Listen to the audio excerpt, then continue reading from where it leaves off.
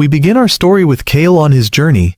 We see him catching some fish when suddenly, without any warning, a person appears above him and asks him the question that will change his life forever. Are you interested in something called magic or what? As you know, our guy is just living his life and doesn't understand anything about it. But as the days pass, we see this person start training Kale to use his magical power. He learns that he must focus his power and start concentrating on the target in front of him.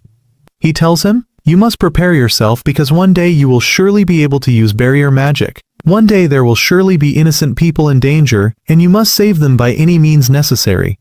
After preparing the spell, he tells him to take a breath and release it calmly. When Kale starts following the instructions, he manages to execute them and burns the target in front of him.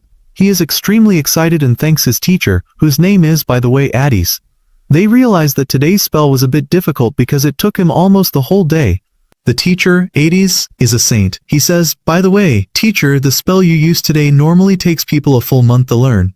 Our guy isn't really interested in this talk and says, "So what? Come on, what's next? I want you to teach me some cool spells, dude." Teacher Addis tells him that's enough for today, and from tomorrow they will continue their training together as he wishes. Kale is about to object, but Addis tells him he shouldn't rush. "You like fishing, right? Let's go fishing together for a bit." After a few moments, we see them sitting in front of the lake fishing. Kale isn't happy with this situation because for him, fishing is very boring and he wants to learn more magic. The teacher starts praising him, saying, "You are truly a talented person. During the period I didn't teach you anything, I was sure you would become a great sorcerer in the future." He starts explaining that there is something called a magic shield that can protect you so you can move forward. But Kale says, "I don't understand you. You keep going in and out of the subject. Why did you even teach me magic?" Just as he is about to answer, the fishing line snaps because it caught a fish. Teacher Addis, being who he is, doesn't know how to handle it, so we see Kale step in to help. Even though you have awesome magic skills, you can't even catch a fish. After a few attempts with the stubborn fish, they finally manage to pull it out, but in the process, both of them fall to the ground.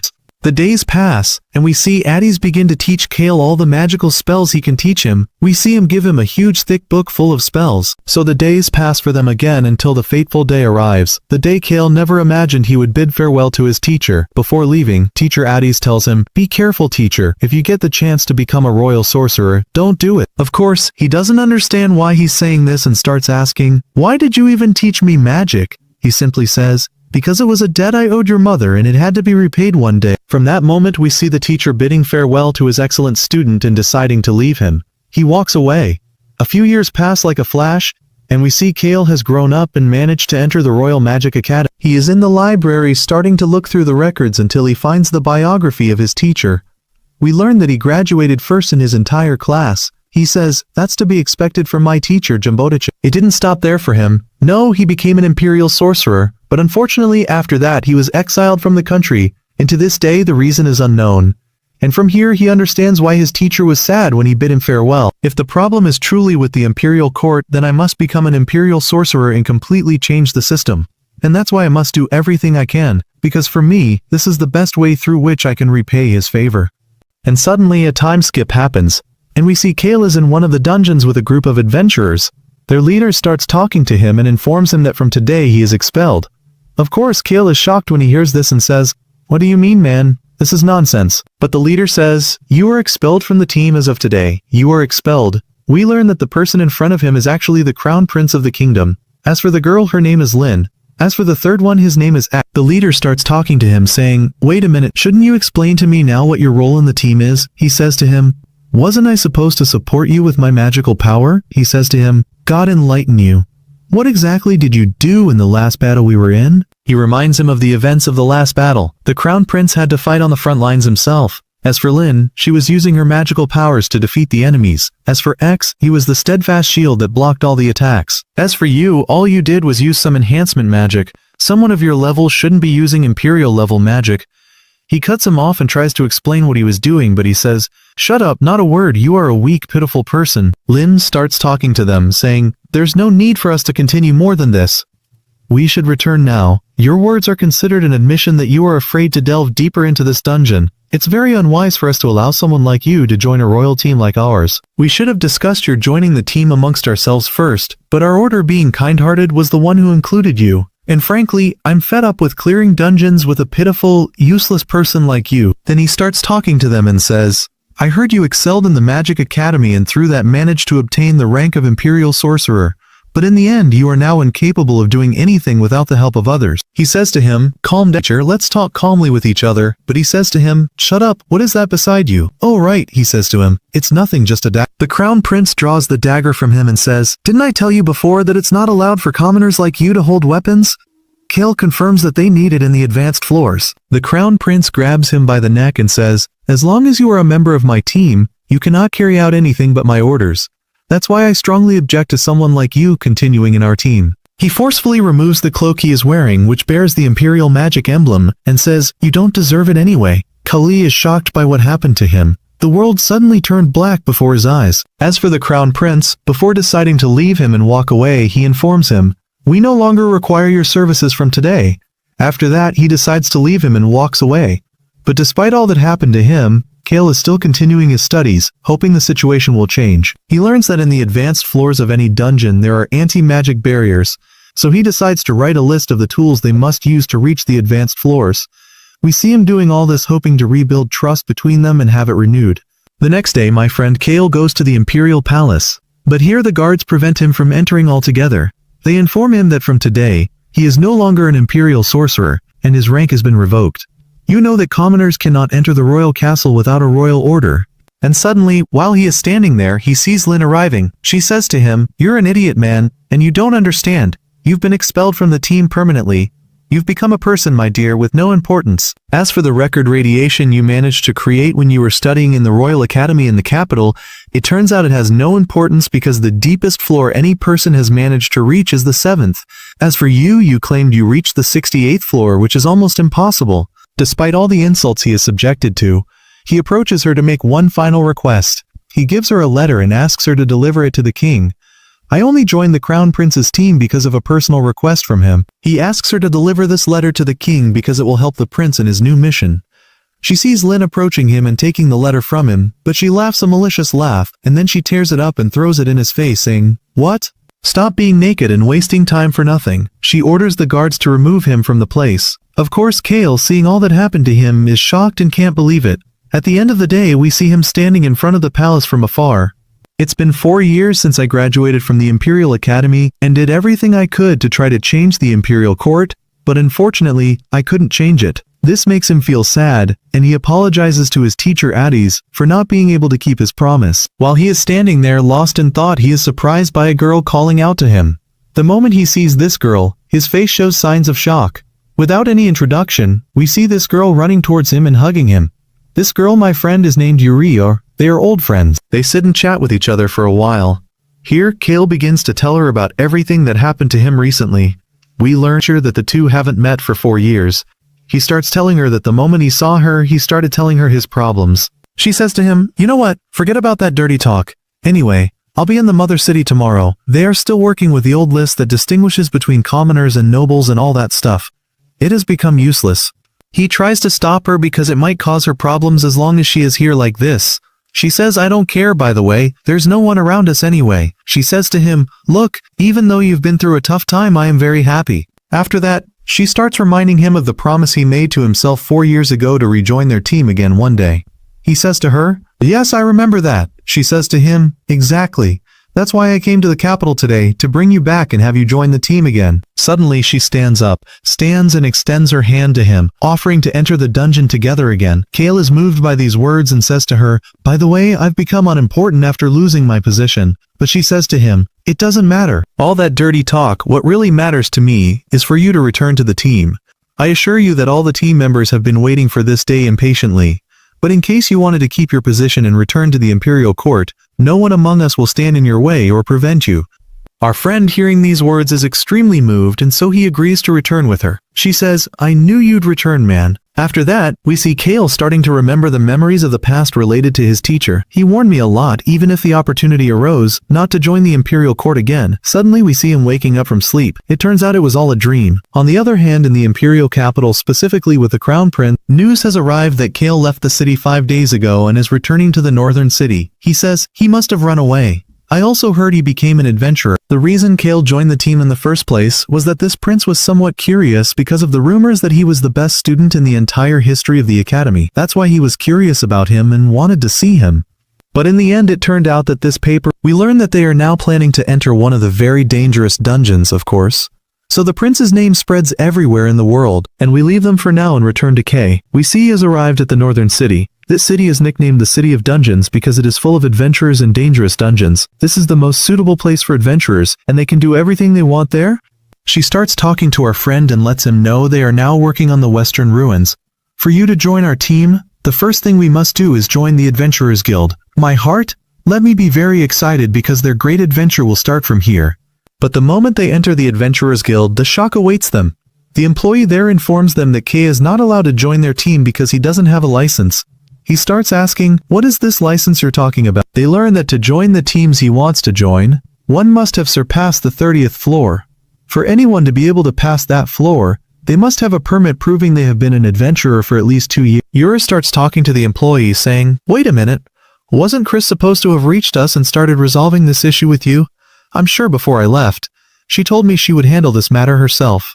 The employee confirms to her that Chris did come and told her everything. She says, you know what, forget the bureaucracy and all the nonsense you're spouting. Give me the license and forget about this dirty talk, and that's it. After our friends find out what happened, they are utterly shocked and confirm that it's impossible for them to obtain the license. They leave the Adventurers Guild. The girl starts blaming herself for being stupid. She should have handled the matter herself and not sent an incompetent person like that. She starts talking to him and lets him know that they managed to reach the 52nd floor in the dungeon. Frankly, I can't wait for us to wait 2 years for you to join the team with us. She says to him, it doesn't matter. The most important thing now is that we start from the place we can all start from anew. He says he has no problem with that. Indeed, my friend, we see the two decide to head together to one of the forests, and suddenly they are surrounded from all directions by insects. It's clearly a tricky situation, and suddenly we see Yura starting to showcase one of her magical skills, which makes her very fast, and she easily destroys the first insect. After that, she starts finishing them off one after another, and her speed is something insane. Yura starts talking to Kay, saying, look, I thought this trip would be simple and we could finish it in a few hours. I didn't expect this many monsters to be waiting for us. But Kale says to her, don't worry, I'm sure something happened in the forest, that's why all these insects are in this place. She says to herself, I never expected that the two of us would one day get stuck on the second floor and not be able to get out easily. And so Yura doesn't hold back and activates her defensive magic and starts advancing forward to start finishing off all these insects by herself. But Kale objects and tells her she can't do that. They must cooperate with each other. But she says, there's no need for that talk because until now you haven't been able to regain your full strength. As for me, these insects don't cause me any problems, I'm sure I can handle them easily. And since we are friends, it's my duty to protect you in your time of weakness. Because of this situation, Cole starts remembering his teacher's words when he said, you must use that power of yours to save your friends. And from here he doesn't hold back and approaches breaking all the restrictions he had placed on himself. He starts bombarding these insects with his shots and finishes them off one after another. The moment she sees this, she is extremely excited. The reason for the intensity was that there were a few insects about to attack him, but she intervenes and manages to finish them off in the blink of an eye. Now he has regained his full strength. We see Yura using one of her spells to give Kay the opportunity to use the strongest spell he possesses.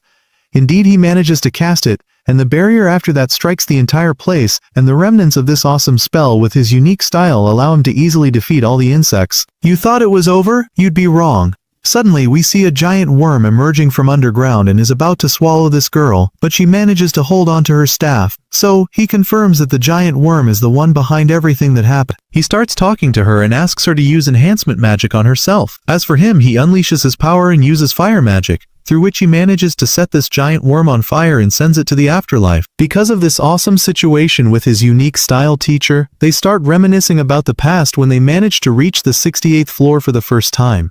We see the entire team was in trouble and couldn't do anything with him, but then he arrived and used one of his awesome spells as usual with his unique style to be able to deal. Our part begins with a flashback from 4 years ago, specifically at the Royal Magic Academy, where the graduation ceremony for ARC's class is being held. But after a few moments our gang arrives at the place. They start announcing that they have achieved a new feat.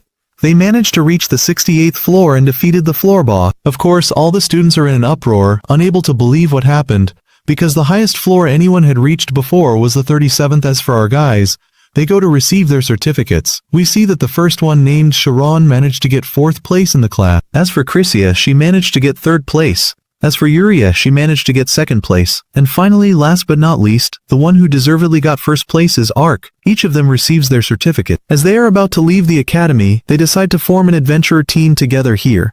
Ark suddenly stops and tells them that he intends to join the Imperial Court. Even though they all wished he would continue with them to form a great team together, they don't stand in his way and tell him he is welcome to rejoin the team anytime, confident that they will have some adventures together someday. Anyway, we cut back to the present day and we see Ark with Yuria drinking in a tavern.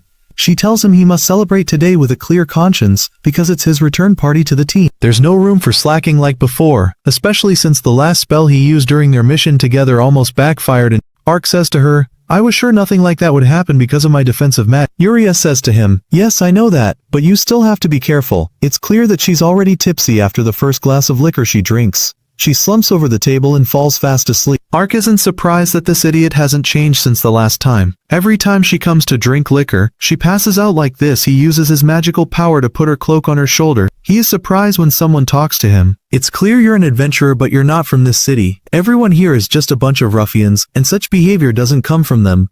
But our friend ignores him and doesn't pay any attention, which makes the man very angry. He says, "You are an impolite person, that's why I'll teach you a lesson myself." He decides to smash a bottle over his head, but who does he think he's dealing with? Ark managed to use his magical power to protect himself. The man says, "Oh, I'm surprised by you." Before he could say anything else, Ark looks at him and realizes the man starts talking to him and calling him by his name as if he knows him. "From what I know, you are an imperial mage. I'm very surprised that someone from the elite mages like you is in a lowly place like this." Suddenly, we see him take something out of his pocket and place it in front of him. The moment Ark sees it, he is shocked. It's the permit he wanted to get from the guild. The man says, "Consider this my apology for what I did to you. But be careful, I have one condition for you to take." Ark says, "Wait a second, I don't understand, explain clearly." He says, "There's nothing to it, all I want is to see your magical power." Ark is surprised by this guy. He seems strange and suspicious. He starts asking him, "And who are you?" Suddenly Yuria starts to stir. The moment she sees the man, she is shocked because he is the guild master. She starts asking, "What are you doing here? Did you come to drink liquor?" Ark says, "Wait, are you really the guild master or is this girl drunk? No, you can come with me now and check everything." And indeed, after a few moments we see they are in an underground combat arena. The guildmaster starts talking to Ark, explaining that they usually use this place to test teams that want to raise their rank. Ark says to him, "So, let me understand, you brought me here just to test my skills, nothing more." He says, "Exactly. All you have to do is amaze me with your magical power." Yuria intervenes and objects to this, but here Ark stops her and says he agrees, because his magical power hasn't run out yet. This is a perfect opportunity for him to catch up with them, get the permit and enter the same missions with them. Yuria says, "Enough, really, we can't waste any more time than this." After that we see Ark and the guildmaster standing in the combat arena, each preparing in their own way. The man says, "Look, my friend, let me introduce myself first. I am Level, the guildmaster." Ark says, "Wait a second, that name sounds somewhat familiar to me. I think you are the powerful mage who managed to form an S-rank team before, right?" The guildmaster says, "Correct, but that was a long time ago." After moments of observation and preparation from both sides, we see Ark take the first step and begins to attack him with ice magic. It wasn't easy, but the guildmaster dodges it with ease. After that he starts gathering his magical energy and prepares to attack him. But who is he dealing with? Ark, the son of a dragon, manages to dodge it easily and starts to assess the situation. He realizes the guildmaster has the advantage at long distances, so he decides to close the distance. But at the same moment we see the guildmaster start using multiple spells on himself to enhance his movement and strengthen his body. A punch misses Ark's side. Ark is standing there not understanding anything, but the guildmaster doesn't stop there. He starts running around him in every direction. At the first moment of distraction, he decides to lunge at him. But Ark had anticipated this and managed to activate a magical barrier. That wasn't enough, because the guildmaster manages to break through it and slams him into the wall. Of course Yuria is very worried about him when she sees this. As for the guildmaster, he starts praising Ark and says, "By the way, you're not bad." Our friend gets up from the ground and says, "Now I'm sure you were an S-rank adventurer before." This makes him start thinking about how to avoid his attacks. I finally realize this idiot understands that he left the Imperial Court, meaning he isn't bound by any restriction. He starts laughing to the point that the guildmaster is surprised by him. He says, "Don't be surprised, because I was always holding myself back with restrictions, and now I am, so to speak, a free person, so I'll use all my power with ease." The guild master says, great, bring what you've got. Come on. Arc says, it doesn't need that, and starts activating his magical power on his wrists, turning them into a sword. The guild master is taken aback at first. You managed to use a shield, and now you're making a sword. You really are an amazing person and have many things you need to show me later. We see Arc is the one who initiates the attack this time. When the guildmaster tries to attack him, he manages to dodge one of them and blocks the second one. This makes the guildmaster very pleased with him and says, it's over, my friend. I think you can now withstand my attacks. Arc says, yes, I can do that, but it will be difficult. But more important than that, I must know exactly where your attacks are coming from. When the guildmaster decides to lunge at him again, he manages to find the right moment and activates lightning magic, slamming it into him. Not only that, he also decides to strike him directly with the magical sword. And if you think all of this is enough to defeat an S-rank guildmaster, you are mistaken. The guildmaster is standing like a lion and starts talking to him. He says, I'm very amazed that you managed to analyze all the magical attacks in such a short time. It's clear Yuria didn't waste her time with you. Because of that, he decides to use all his power this time, because he has truly started to enjoy the fight with him. After moments of hesitation, he starts to activate his magical artifact, which is a pair of magical gauntlets. He says, come on, my friend, let's play together a bit. Bring everything you've got, come on. After that, he lunges at him and Arc is amazed by his power, which has increased greatly. He is sure that if he hadn't dodged those attacks, he would have been finished. And the guildmaster gets up from the ground and says, no, I don't want you to bring out more quickly. I want to enjoy myself with you a bit. Arc says to him, give. At that, he attacks him with lightning, but all of this is useless because the guildmaster absorbs it with ease, to the point that he closes in on him and lands a direct punch on him. If he hadn't been able to block it with his shield magic, he would have been beaten to a pulp by now. The guildmaster says, don't get cocky. Why on purpose you won't succeed in this test as long as you keep running away from me. After that he starts activating his gauntlet. Here Yuria realizes the situation and starts warning Arc, telling him that the gauntlets the guildmaster possesses allow him to use healing magic. Meaning if they don't stop him now, he will regain all his power, and after that, he won't be able to do anything against him. Because of that, Arc tries not to allow him to heal himself and closes in to attack him with consecutive strikes. But despite all this, it doesn't affect the guildmaster in any way. He says, don't get cocky. If you continue in the same manner, you won't be able to do anything to me. But when he also tries to lunge at him, Arc seizes the opportunity and lands a solid blow on his body. This makes him furious, and he starts attacking him as well. This time, Arc is aware of the dangerous situation because if he takes a direct hit, he probably won't be able to continue fighting. He starts dodging them one after the other. After the guildmaster manages to get close to him and was about to land one on his head, we see that Arc manages to block it with his arm. This is the perfect opportunity for him, and he decides to thrust his sword into his body. All of this is useless because the guildmaster is furious and lands a blow on his head so powerful that it shakes the entire place. Of course, Arc isn't easy. The moment the dust clears, he appears from behind it and decides to attack him and deliver a fatal blow. But unfortunately, the staff he was holding breaks. As a result, his magical power completely collapses and he falls to the ground unconscious. Here Yuria approaches him to see what will happen to him and realizes that he has reached his limits. As for the guildmaster, he was about to announce his decision, but someone intervenes. Yuria says, wait, what's wrong with you, you lowlife? What were you doing just now? You were enjoying yourselves. I can't believe an S-rank adventurer like you was forced to use his strongest techniques, barely able to fight this trash thrown on the ground. But the guildmaster says to her, what are you talking about? Shut up. I already considered him to have passed the test from the beginning. But the whole point was, I just wanted to play with him a little. He can take his permit with all ease and enter the dungeons you're entering with you. After that, we see Rim approaches Arc and says, did you hear, my friend? You won the bet. Wait a second. You look like you're in a coma and can't hear anything I'm saying to you. After that, they take him to the guild so he can start resting. After Rim talks with Yuria, he finds out that Arc had been suffering in the royal court all this time. Before this fool wakes up, I want to know from you everything he went through. She says, that's a long story that takes a long time to explain. The guildmaster intervenes and starts mocking them. He says, I heard that this trash was expelled from the team he was in. He says yes, because those wretched people don't allow any commoner to be in the royal court. The most important thing to them is trivial things like lineage and status. I'm sure if I were in his place, I would have gone crazy from the first day. He is surprised that Arc was able to endure all that talk for 4 years alone. Meanwhile, Yuria is looking at him for no reason. He starts getting angry at her. What is it? I don't have any reason other than that I agree with the opinion you're saying. What are they fighting with each other? We see a guild employee hits him on the head. She starts calling for the guildmaster and informs him that a disaster has happened and she needs him with her now.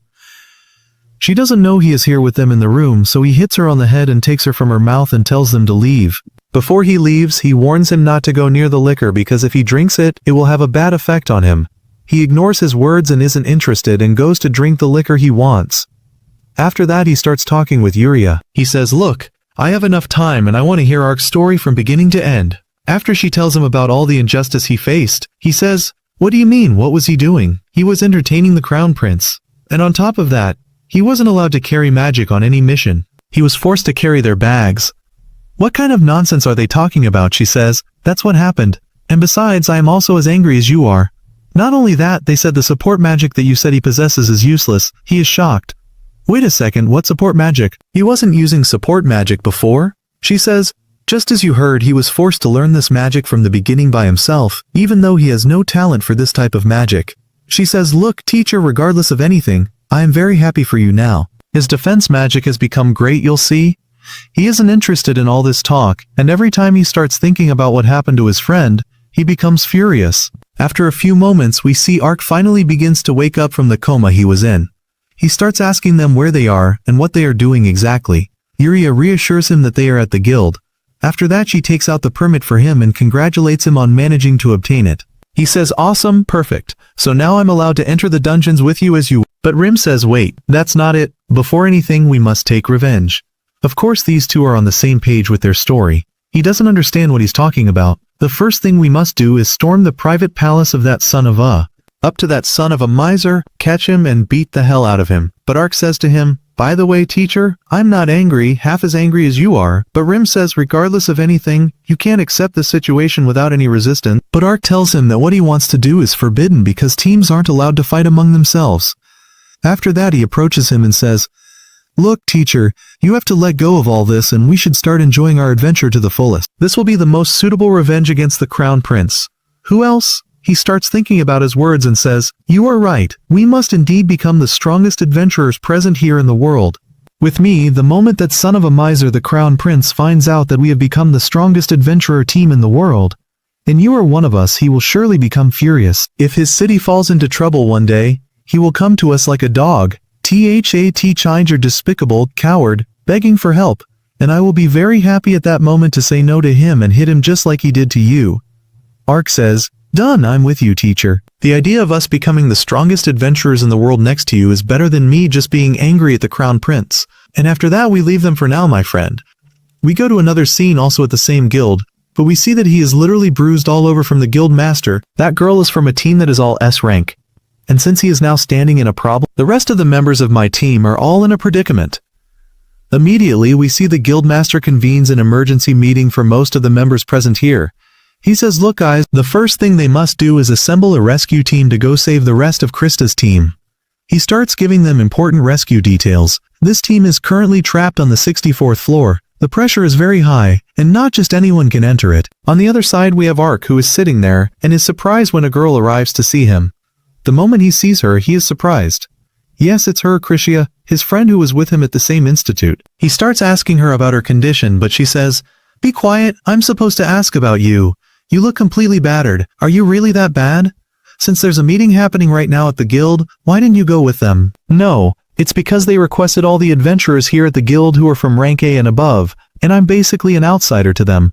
Our friend is completely battered." We see she starts channeling her magical power and begins to heal all his wounds. After she finishes, she says, "Look, I won't ask you where you've been all this time or what you were doing. If something is bothering you, you can talk to me as much as you want." Ark says to her with all honesty, "Until now I haven't been able to get rid of the restrictions I acquired in the royal palace, and that's what still makes me feel afraid. I know the adventurers here aren't like the nobles, but in the beginning and the end I still feel like a stranger to them." But Krishia approaches him and says, "Don't worry, teacher, we are with you." Suddenly we see the rest of the gang arrives to them. He starts talking to them, informing them that they have an urgent matter on the burner. To go to the western dungeon to rescue an S-rank team that is currently trapped on the 64th floor. Now the goal is for them to reach the team trapped on the 64th floor of the dungeon. If they were going down the normal way, it would have been impossible for them to arrive in time. But luckily they have something that will make the mission much easier. This thing was given to them by the guild master and it's called the dungeon core. This is a magical tool that lets you skip the bosses on the previous floors up to the specific floor where the core was found. This is the very core that Christina brought back with her, meaning they can use it to easily open the path up to the 64th floor. But despite this, they must remain very cautious. The boss of the 64th floor is known to be a monster like a zombie, meaning half alive and half dead. Therefore, they will rely primarily on Alec to kill it with his offensive magic.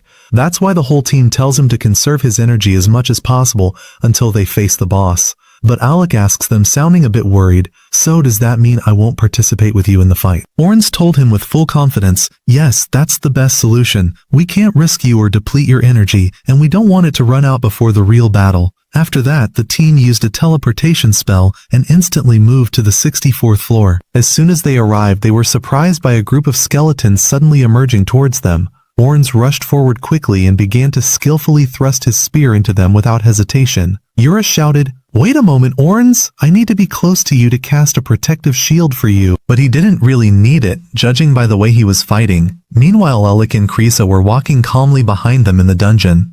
Alec said to her, surprised, "I didn't know Orange had a relic piece like Levio's." Krisa told him, "It's not something that serious. It's a spear with 2 enchantments. One makes it extremely sharp and the other makes it unbreakable." She looked at him and said, laughing, "But this type of weapon is more than enough for someone like Orange." After a while, the fight became boring because Orange was finishing off all the enemies by himself before anyone else could even move. Alec said to him, "Do you want me to help you a little? It looks way too easy like this." Orange quickly replied, "Let me finish off these insects by myself. This is my task." Alec and Krisa continued on their way, but suddenly Alec felt something strange. Something was following them in the darkness.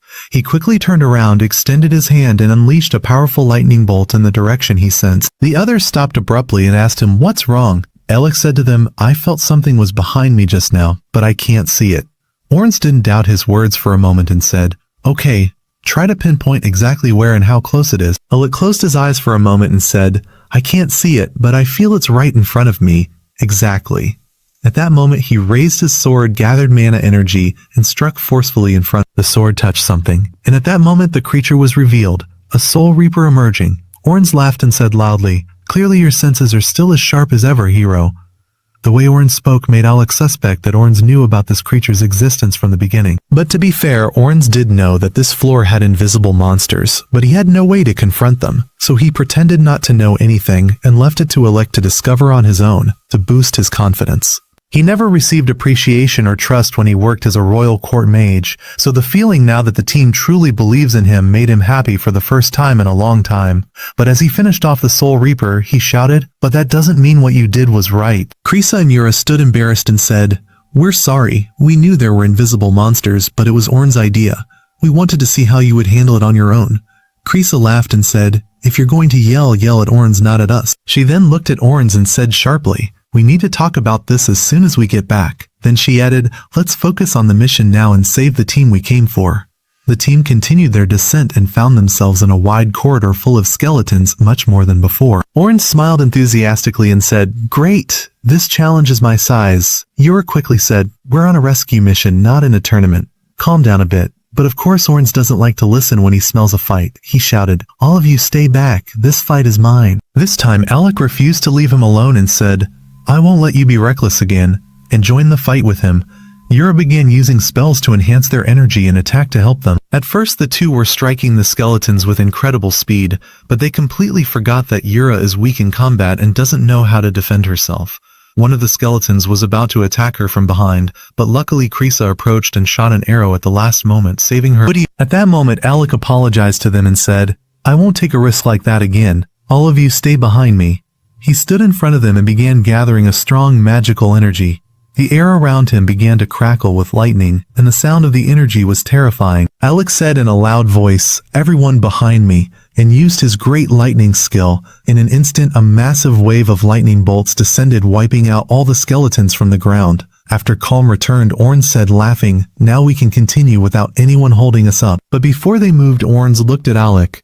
"By the way, why do you always use that lightning spell?" he asked, puzzled. "I remember when we were in the academy, you used many different spells and didn't rely on just one type like this." Alec was silent for a moment, remembering when he was in the royal court and the crown prince was always reckless, charging into dungeons without a plan. He was always forced to intervene to save him. He said to himself, from the sheer number of times I had to act quickly, I got used to using lightning because it's the fastest spell to save anyone in any situation. At that moment, they heard a terrifying sound coming from the end of the corridor, a strange sound full of death energy. Yura said fearfully, that sound must be from the floor's boss. Yura said in a tense voice, we need to hurry. Maybe the team upstairs is still alive. Orange said to her, okay, I'll go ahead of you. I'm the fastest among you. And Yura raised her staff and said, all right, I'll cast a speed spell on all of you. In an instant, their bodies glowed with a blue light and they felt a strange lightness. Orange shot forward like an arrow, with the rest running after him with all their energy. Alec, while running, looked at Orange and said with admiration, no matter how many times I see his speed, it remains terrifying, especially when Yura enhances his speed magic. After a while they caught up to him but were surprised to find Orange not fighting. He was sitting on the edge of a rocky cliff, looking down as if watching a movie. Alec approached him and looked down. He saw a man running with a huge monster chasing him from behind. The man was screaming, save me, Orange, help me before it eats me. But Orange was standing there annoyed and it didn't seem like he intended to help. Alec asked him, what's happening? Orange told him, that's a guy named Loki. He's the one we're trying to save. He works as the support for the team we came to rescue.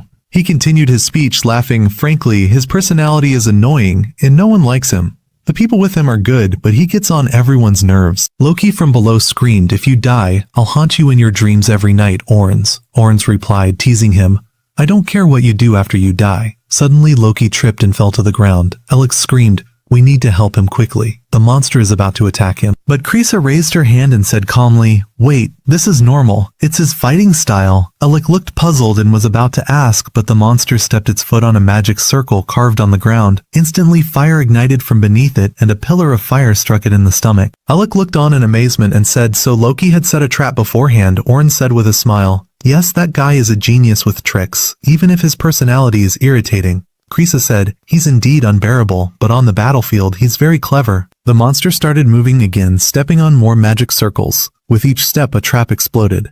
Alex saw that every time it fell into the same trap. Loki was standing there laughing at it like a madman, saying, you idiot, you fall for the same trap every time. After a while the traps ran out and the monster was still alive and well.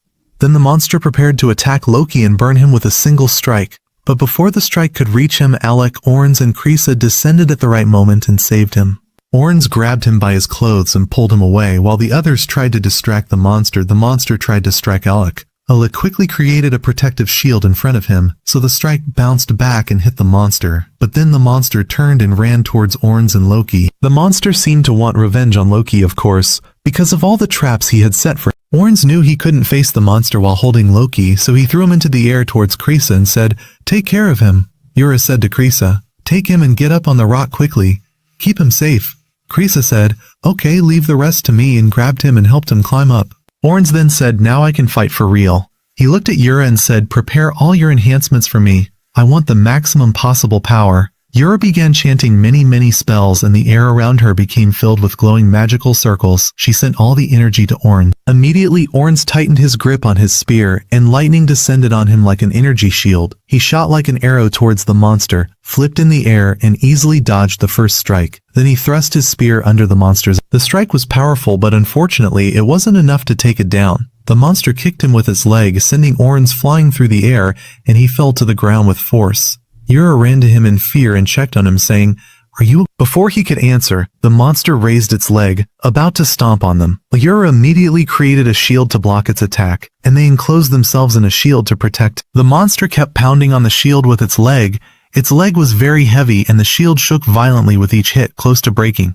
Yura said, frightened, I can't hold on much longer, Alec. And she said to him, finish it off quick. At that moment Loki, who was watching, saw the scene and was astonished. Is this the legendary mage we've been hearing about? He got very excited and said, I have to see with my own eyes how he fights. Alec was standing, concentrating intensely, and many magic circles began to appear around him. Loki was shocked and said, he's preparing more than 20 spells at the same time. They say anyone who can manage 5 spells is called a genius. Alec knew the monster felt the real danger. The monster began to scream and move quickly to attack him before he could complete his spells. But Orange stood in front of it and said, you shall not pass.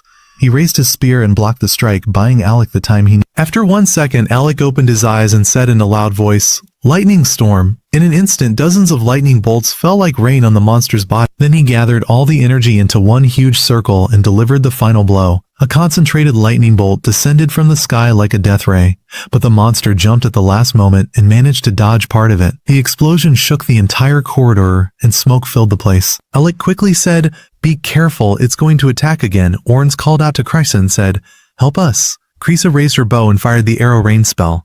A cloud of arrows descended above the monster, hindering its movement. Yura seized the moment and threw a magical spell to immobilize the monster. Orange shouted, "It's my turn," and jumped very high into the air and thrust his spear into the monster's brain with all his might. Even though Orange pierced the monster's brain with his spear, the monster was still alive. It raised its huge arm and began preparing for a new attack. Everyone tensed up and Yura screamed, "Watch out, Alec!" The monster launched a huge fireball towards Alec, but Alec stood his ground calmly and said, "Good, I was waiting for this moment." He raised his staff and said in a steady voice, "Spell reflection." In an instant, the attack bounced off him and returned in the same direction with doubled force. The monster was caught off guard and couldn't dodge. The fireball exploded on it, and the entire area around it exploded. The explosion was enormous. Smoke cleared. The monster was completely charred and could barely stand. At that time, Orange jumped down from above with speed and struck it with his spear with all his force, splitting the monster's brain in half. Everyone stood Krisa said, "Finally, we finished it off." Alec wiped the sweat from his forehead and smiled. "Yes, the mission is accomplished." The monster fell to the ground and the light emanating from it disappeared completely. Yura looked around the place and said, "I hope the second team is okay." Loki came down from above, happy, and said in a loud voice, "Bravo to you, heroes. That fight was a masterpiece, especially the genius Mage." He said to him with a smile of admiration, "I've heard a lot about you, Mage of the Kingdom. They say you once defeated a Hydra beast with a single Alec laughed and said calmly, "I was the Mage of the Kingdom, but not anymore." Loki, of course, was surprised and said, "How? Are the people there crazy or what? To let someone of your talent go?" Alec just gave a simple smile. But Loki continued and said, "I didn't expect anyone to save me, but my team is still below facing the second boss." Orange was surprised and said, "There's a second boss?" Loki said, breathing quickly, "Yes, when we came down here, we discovered that this floor has two bosses. One of them is the one I was fighting, and the second is the one my team is fighting right now. It's a knight wearing black armor, but it doesn't seem alive. It's like an empty suit of armor controlled by an evil magic." Krisa said fearfully, "You mean our physical attacks won't affect it at all?" So Loki said quickly, "Exactly, and that's why we need Alec there. His magic is what can end it." He took out a strange silver cross from his pocket. "Take this piece. It's a relic called Shivar. This piece will help you use your power from up close." Alec took it puzzled and said to him, "You're giving it to me for free, just like that?" Loki laughed and said, "Yes, but with one small condition." Yuri said, "I'm sure there's a catch behind this condition." Loki said to her, "No catch. All I want from you is to fight the upcoming boss without using magic." Everyone was shocked and said in one voice, "You want a mage to fight without magic? How?" Loki said to them, "Just listen to me. That monster is definitely expecting you to attack it with magical spells. If you do the opposite and attack it in a different way, you will subdue it completely." Orange laughed and said, "You really are crazy, Loki, but you might be right in what you said."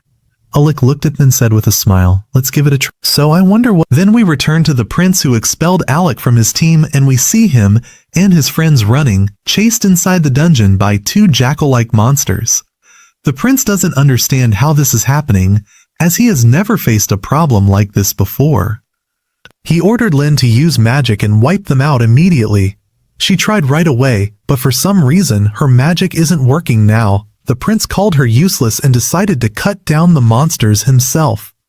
But as soon as he turned and tried to strike with his sword, he was countered, fell to the ground, and couldn't do anything. Lin and the knight immediately lifted the prince from the ground. This after he failed to defeat them, and they started running towards the exit. The prince, while they were running, kept thinking about what mistake he made and why he couldn't defeat them, saying his strikes were much stronger before.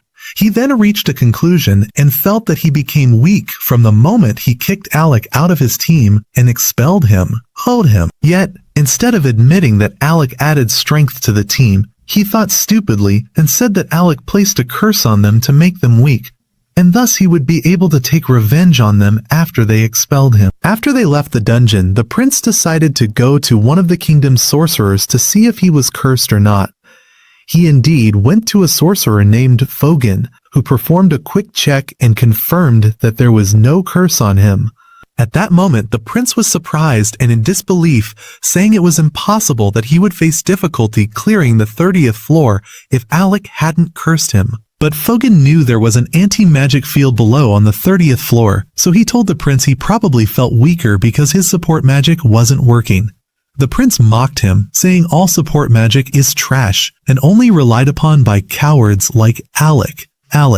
Fogan tried to remain calm in the face of the prince's nonsense, but was surprised that Alec hadn't warned the prince about the anti-magic field earlier, since he was the legendary student who reached the 68th floor. The prince kept laughing and said, "I've never seen anyone weaker or more despicable than Alec in my life before, and his reaching the 68th floor is just a rumor spread among the commoners." Fogan then didn't bother to reply to him, saying there's no cure for the prince's foolish arrogance. Suddenly, a guard entered and informed the prince that the king wanted to speak to him regarding the matter of Alec. The prince smiled, thinking his father would be on his side. But as soon as he arrived, the king began telling him a story about Deeth. He told him that Deeth was the court sorcerer, and he exiled him years ago, always describing him as foolish and stupid. One day he stood before me and said, "If you don't change your way of treating the commoners and the court sorcerers, a great calamity will befall the kingdom soon." The prince spoke up and said, he deserved the exile. How could a noble speak to the king in such a terrible way? But the king replied, the story didn't stop there. After his exile and being stripped of his noble title, he went to the Magic Academy and silenced his critics with his amazing skills. He graduated top of his class. Even though he could have done anything with his fame and power, he foolishly returned to the kingdom again and worked as a court sorcerer for the kingdom and the palace once more. During his work, he always told the king that the commoners are not worthless and that he must change his treatment of them until he disappeared a year ago. The king didn't pay much attention to his words at the time, but recently he started thinking and said, perhaps he was right. That's why he ordered the prince to go down and explore the dungeon. He wants to see if nobles are truly inherently better than commoners. And obviously, judging by the prince's condition, it seems he was completely wrong. The king said, perhaps it's time to change the policy of discrimination against commoners. From now on, the king decided to employ the talented regardless of their origin. The prince was shocked and said, this would be a disgrace to the family name if we decide that commoners can be in the same position as us. At that moment, the king admitted that he was the one who raised him on this idea, but change must happen now. The prince tried to argue that mingling with commoners like Alec only brings bad luck, citing his current situation as proof. But suddenly, a guard presented the king with Regulus, the remains of the book written by Alec. The king explained that when Alec left, he wrote a complete guide on how to plan for the 30th floor, specifically for Lin. Unfortunately, he tore up this book before reading it and knowing its value. The prince couldn't believe what he was hearing. He told his father he was tired, left him, and walked away. As he was leaving, the king called the sorcerer Fogan and asked him to help his son and stay with him. Fogan promised he would help him with all his strength. As the prince was leaving, he was literally having a nervous breakdown, unable to believe that Alec had hidden all this from him. He said, if Alec was talented and knew all these things from the beginning, then the problem was with me. I am the weak one. He gets extremely angry, literally breaking everything around him, and calls for Fogan, saying, I need your help. We return then to our hero Alec, who was asking Loki why he didn't want him to use magic against the boss. He understood that the ancient tools were powerful, but the boss was supposed to be immune to physical attacks, so he thought defeating him with a sword would be difficult. He told them, I know that Alec can defeat him using the sword. He just wants to pretend to be a close-range fighter, so the boss doesn't expect him to use magic. But Krisa didn't understand why they had to go through the trouble and deceive the monster. So Loki explained to her that this boss is as smart as they are. Nanto. Of course, Alec was surprised that the fighter was very intelligent and thought like them. Loki, of course, understood his suspicion, but asked him to hold back and stick to the sword until he gave him the signal. Alec agreed immediately. Regarding the signals, Loki told Krisa that he needed her help. He said the path to his companions was far on foot, so he wanted to use instant teleportation magic. But his mana wouldn't be enough, so he needed some mana from her. Everyone, of course, tensed up when they heard instant teleportation because it's a national secret, protected, and knowing its details alone could implicate them and get them into big trouble. But unfortunately, there was no other solution before them, so they decided that if any disaster happened, they would blame it all on Loki. He was drawing the circle and explaining the method of instant teleportation to Krisa. Yuri asked Alec, "Can we rely on Loki, Sodi?" Yuri told Alec, "We can't trust him blindly, but we can rely on him." She told Alec that she doesn't like his attitude, but when it comes down to it, they can rely on him 100%. She gave an example from 2 years ago. Loki led a large group of people into a high-difficulty dungeon, and thanks to his planning, the mission succeeded without a single casualty. So at that moment, she decided to give Loki's plan her full trust. When the circle was complete, they all entered. So Yuri was amazed. It was her first time seeing real instant teleportation. But Loki told them this was a simplified version, and would send them to a place he determined. He warned them that he would send them directly in front of the boss, so they must be ready to fight as soon as they landed. Loki activated the circle, and in the blink of an eye, they disappeared from their spot and appeared in front of the rest of Loki's team, who were fighting the Dark Knight. Loki's friends looked completely battered by him and said, "We couldn't face him. We should have run as soon as we saw him."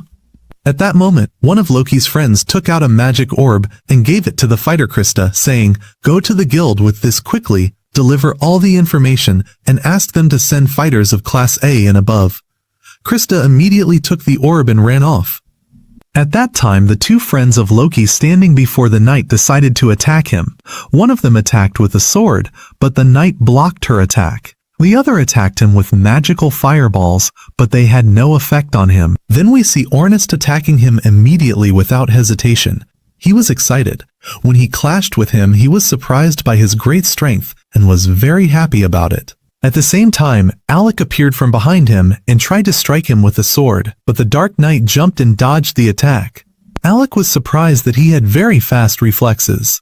After that, we see the Dark Knight get angry at them and charge to fight them. At that time, Loki and Krisa arrived to help Ryo Marble and keep their distance from the battlefield. We see Yuri standing far away, constantly encouraging them to defeat the Dark Knight. But they were surprised that the knight's armor was insanely tough.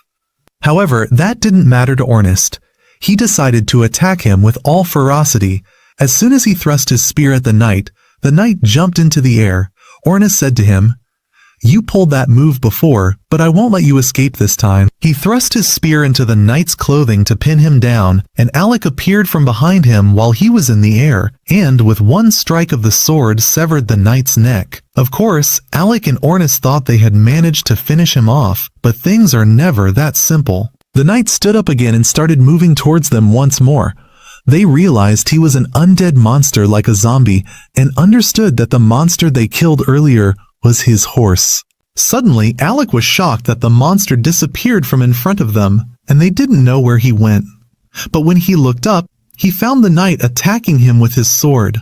He blocked his strike with great difficulty, and was surprised that he had become stronger and faster than before, meaning he was hiding his strength, and the fight now would be much harder than before. But thank God, Alec wasn't alone. While he was holding the knight, Yuri was casting a spell on Ornest to strengthen him. When Ornest was ready and prepared for battle, he immediately attacked the knight and delivered a spiritual strike that was able to knock his sword away. He asked Alec to attack, and Alec immediately attacked him and delivered a powerful blow that sent him flying far away. Alec literally couldn't believe the toughness of his armor, saying if it weren't for the ancient tool that transformed into a sword that he got from Loki, any other sword would have shattered into pieces when he struck him. And since the knight is essentially a zombie, no matter how much they hit him, he would keep reassembling himself and getting up. And indeed, his head returned to his body, and he let out a powerful roar that literally pierced their ears and disoriented everyone. After that, he suddenly appeared in front of Alec and delivered a powerful blow that sent him flying. But before he hit the wall, Yuri immediately caught up to him and created a barrier to cushion the impact. She ran to check on him. He told her he was fine. He hadn't expected the knight to know such combat skills. If it weren't for her barrier, he would have been literally dead. At that moment, he asked Loki, "How much longer do I have to hold the sword?" Loki was still preparing and told Alec he needed 5 more minutes. Alec said it's easier said than done and told him he only had 3 healing potions left. At that time, Ornest was fighting the knight and was barely holding on. He went and called out to Alec, saying, "Stop being lazy and come help me. I'm getting chopped up right now." At that moment, Yuri told them to run to help him. But Loki called Yuri and said, "I need you to help me." She told Alec to run alone and gave Ornest a healing potion, then entered the battlefield in his place. The two of them kept fighting him, trying to waste time until the 5 minutes Loki asked for were up.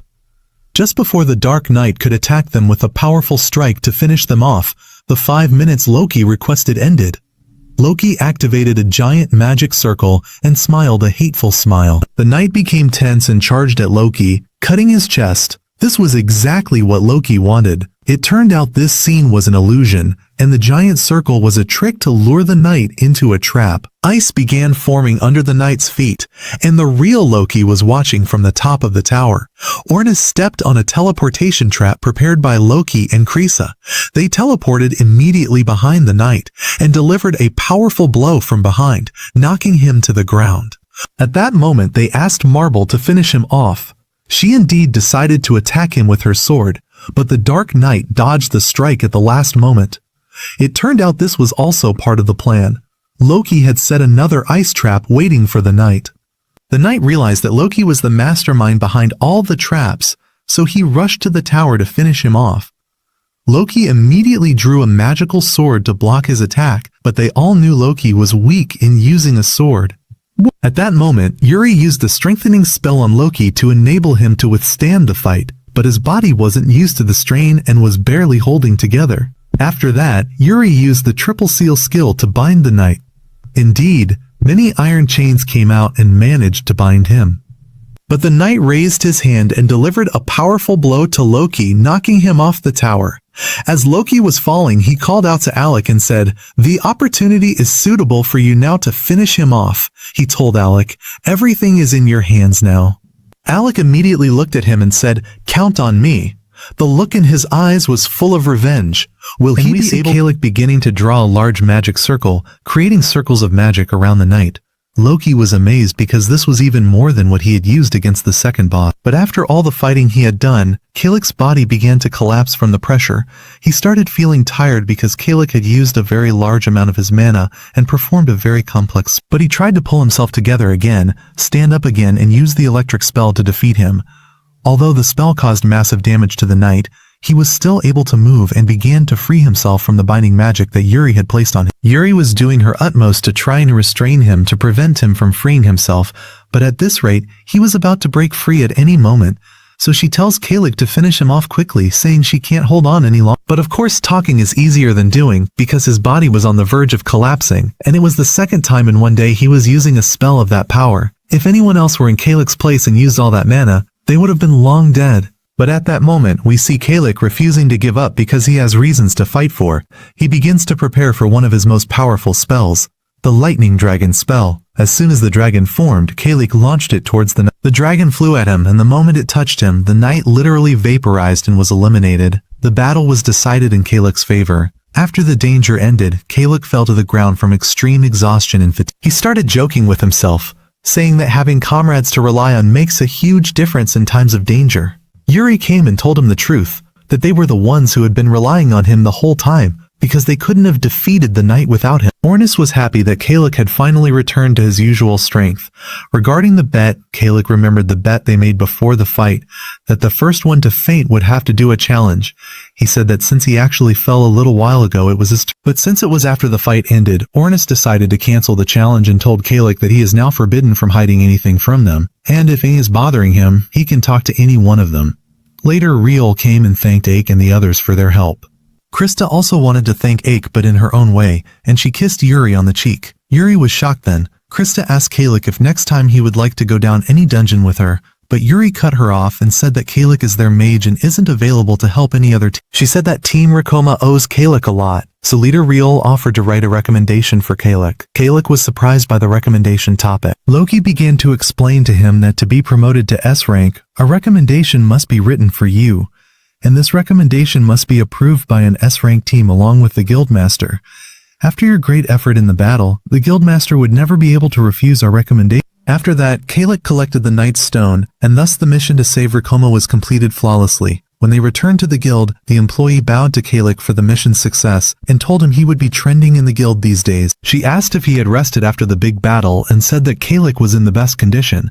She handed him his reward, and he was about to leave, but the guildmaster stopped him before he exited and said he has a visitor from the kingdom of Galan. Kalik was surprised because he no longer had any business in the kingdom now, but he decided to meet him. He found Fogan waiting. Among all the people he had dealt with in the palace, Fogan was completely different from them because he was a respectable man. That's why Kalik welcomed him when he saw him. Fogan asked him, "Were you trying to get Prince Regilius killed, especially since you didn't warn him that he was too weak to enter the dungeon alone?" Kalik replied calmly, "Do you think he would have listened to me if I had warned him?" Fogan then understood that Kalik was right and that the prince would never have listened to him. Fogan expressed his dissatisfaction with his current job, especially after Kalik's expulsion from the kingdom, feeling that his current job was a waste of time. Then Kalik asked him, "So have you now been appointed as the replacement mage for Regilius's team?" Fogan said, "You could call it that, but I want to tell you the truth. My job now is essentially a babysitter because the prince always acts like a child and insists on having his own." He told Kalik that after Kalik left, Regilius tried to challenge the 30th floor alone and was badly injured. Fogan wanted to teach him a lesson from what happened, but Regilius refused to take responsibility and asked Fogan to bring him here to face Kalik. Kalik was surprised and said, "So Regilius is in the city right now?" Fogan confirmed that he was present downstairs in the underground training arena. Kalik didn't expect to see him again but saw it as a chance to close the matter for good.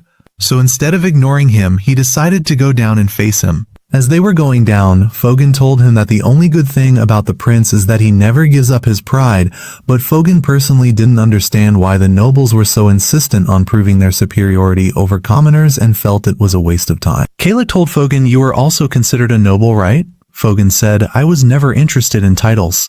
I just want to live my life my way, that's all." When they reached the arena, they found Regilius standing in the middle. When Regilius saw Kalik, he was astonished. The first thing he said was, "The king intends to change the kingdom's management method, but I personally disagree. Out of respect for my father, I will overlook this matter for now." These words gave Kalik hope that Regilius might be convinced by his father's words one day. But Regilius continued, saying he still couldn't stand hearing advice from commoners like Kalik. Kalik told him, "If you had listened to my advice, you would be in a better state than this." Sensing that he still wouldn't understand his words, Kalik said, "You know what? I don't want to waste time with you." He told him, "You've lived 15 years always hearing that you are above commoners in everything, so of course you can't comprehend now that a commoner might surpass you. Anything trying to prove this you immediately disbelieve and call it lies." Then Regilius got angry, drew his weapon, and demanded to duel Kalik, asking Fogan to be a witness to the fight. Immediately Regilius attacked Kalik, forcing Kalik to defend himself with his magic staff. He was surprised because Regilius was using daggers instead of a long sword. Years ago, when Regilius was choosing his weapon, Kalik had advised him to use daggers because his body was too small for a long sword. Back then, Regilius ignored the advice and now he was fighting with daggers. But just changing weapons didn't make him better. Kalik landed a side blow and Regilius fell on his face.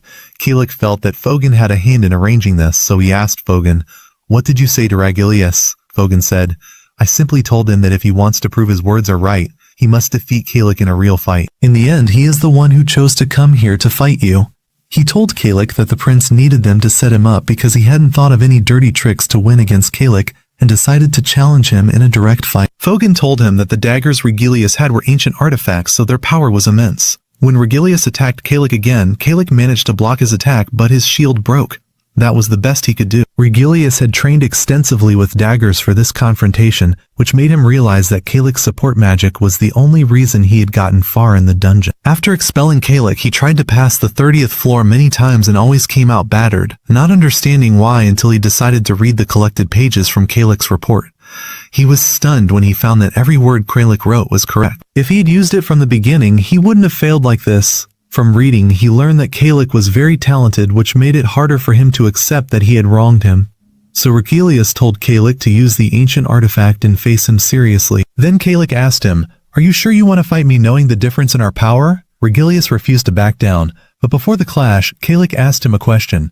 Is it true the king intends to change the kingdom's management? Regilius confirmed and added that his father had been testing the power of commoners, which is why he sent Regilius and Kralik to the dungeon together. If it was a test for Kralik, he understood why the king had always treated him kindly. The best news Kralik heard today was that the 4 years he spent as a mage in the kingdom were not wasted. After that, Regilius told Kralik to get ready because he wouldn't hold back and would use all his power. He activated the ancient artifact and charged. The prince kept trembling because he knew what was going to happen but waited for Kralik's blow to come from one direction. But at the moment of impact, Kralik changed trajectory and struck the ground instead of Regilius. The prince asked him, "Why did you spare me?" He thought of all the insults, neglect and ridicule he had subjected Kralik to. Kralik told him that he had built his identity on being superior because he was a noble, and that alone wasn't real. Regilius wondered, "What should I do with myself now? I came here to die by your hand, thinking that death was the best solution to preserve my honor." Kralik looked at him with pity and didn't know what to do. He usually doesn't laugh at people's expense, but this situation was truly funny because he thought Regilius had come to scold him as usual, but was surprised that he came to ask for life advice instead of insulting him. Then Kralik told Regilius that he wasn't angry. When Regilius understood that Kralik wasn't mad at him, he apologized for his behavior.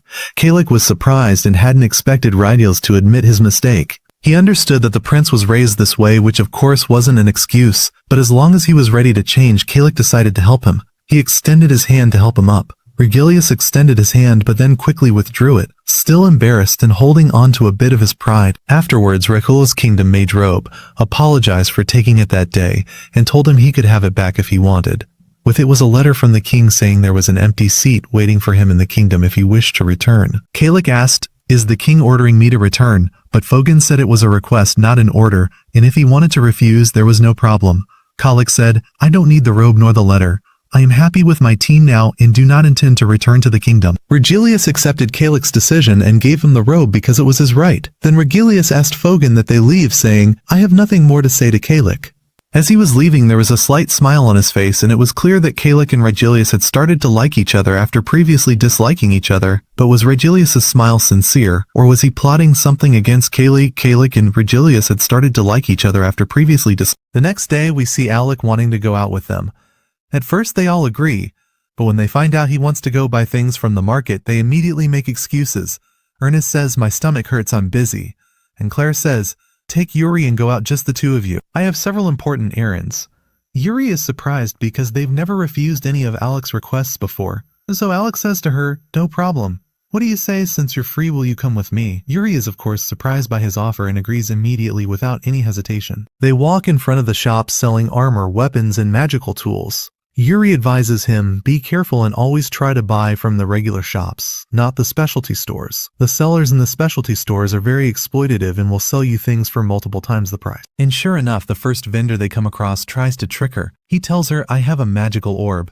Just by eating it, you'll be able to fight for 10 consecutive days without any fatigue or exhaustion." He was obviously trying to scam her. Alec immediately pulls her away and says, "Come with me, stop this nonsense." They continue on their way and Alec tells her, "If you want to buy something next time, ask Ernest or Claire." She replies, "I thought about that before and asked them to buy things for me. They wasted my money and only bought useless things for themselves that are completely unnecessary. That's why I refused to let them buy things for me after that." Then she tells him, "I'm happy you came back to us and joined our team." She says, "Let's rest a bit and have a drink." While they are sitting, Alec starts asking her, why does Ernest hate Luke so much that he doesn't like to deal with him? So she tells him, "I'll tell you about the reason for the disagreement. The problem started before Ernest obtained the relic weapon he fights with."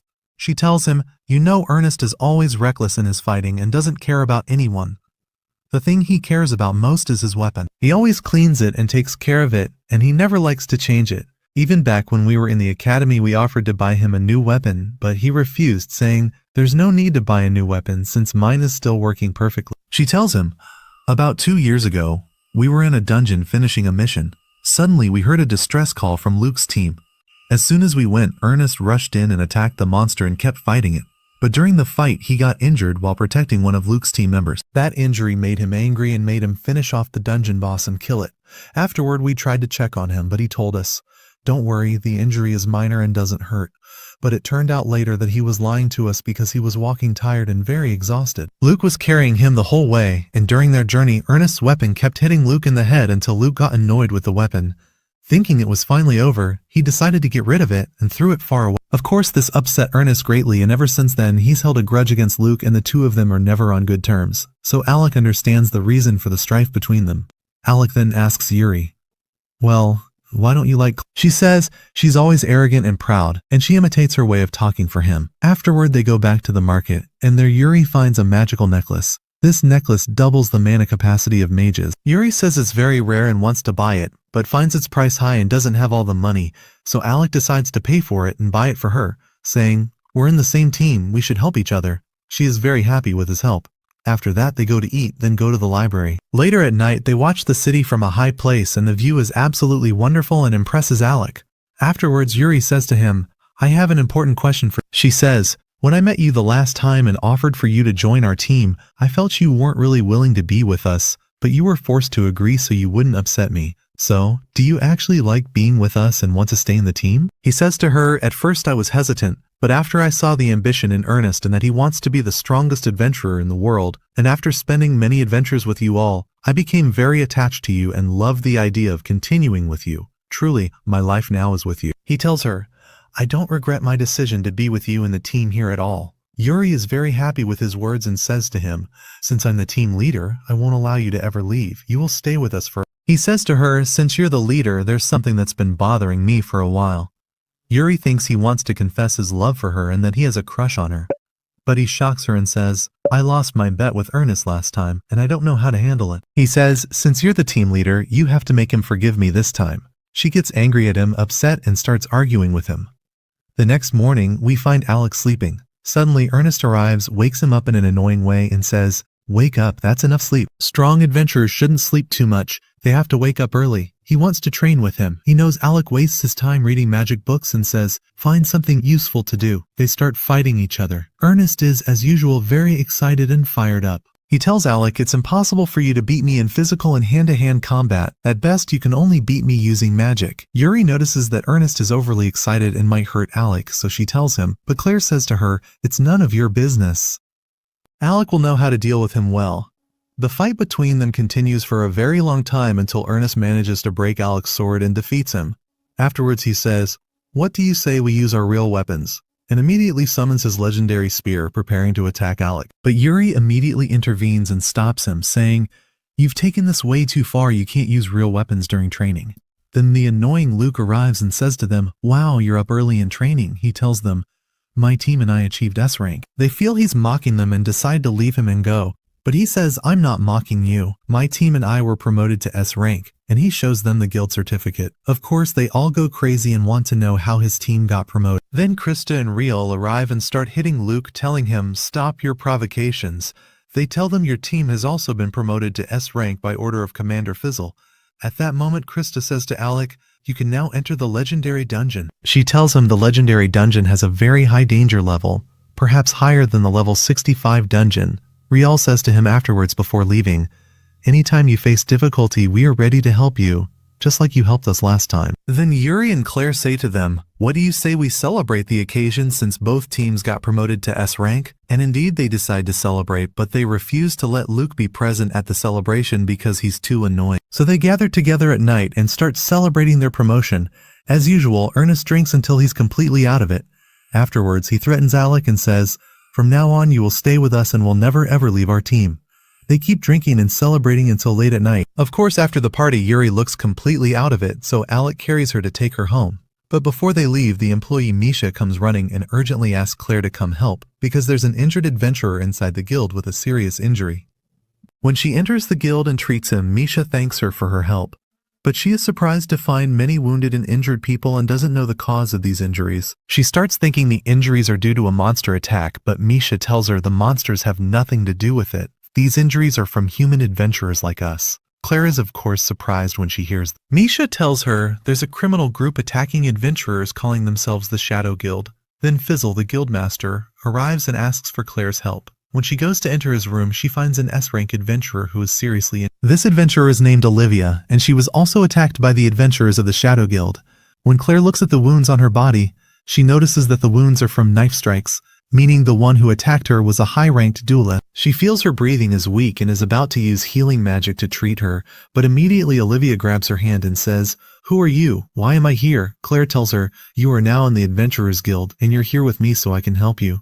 Olivia doesn't remember anything at all. But when Claire tells her she was attacked by the Shadow Guild, she becomes very upset, keeps cursing someone, and seems to want revenge. She asks Claire to heal her quickly so she can go finish him. But Claire tells her, "Your body is completely exhausted. It's impossible for you to fight in this condition." Olivia argues with her and grabs her by the clothes. But Claire, of course, is proud and arrogant and refuses to heal her unless she lets go. So Olivia apologizes to her, and immediately Claire starts healing her. She notices that her body has many old wounds as well, and it's clear she has fought many battles. Claire thinks, "I wonder who could have hurt her." She's a strong adventurer who has fought many battles and emerged victorious.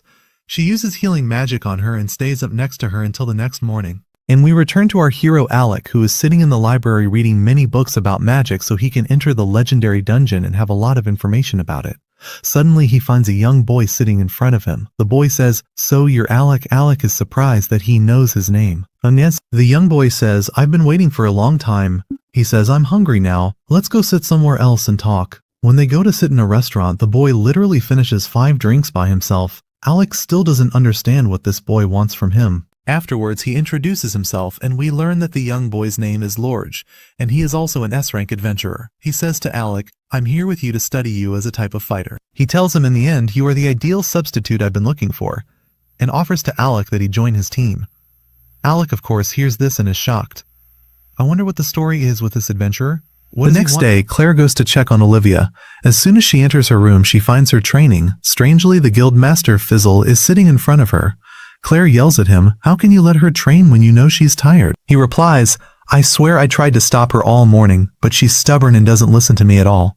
Even when I asked her about the Shadow Guild, she refused to tell me any information." So Claire goes to Olivia herself, holds her hands to calm her down, and tells her, "You are still injured, don't be afraid." After that, the guild master asks her, "Tell us, what information do you know about the Shadow Guild?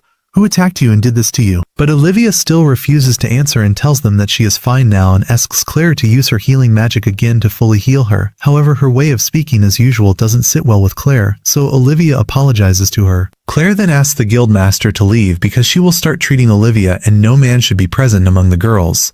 She kicks him out and closes the door in his face. While treating Olivia, Olivia asks her, "Don't you want to know what happened to me?" Claire says, "Since you refused to answer from the beginning, I won't pressure you and I'll leave you alone.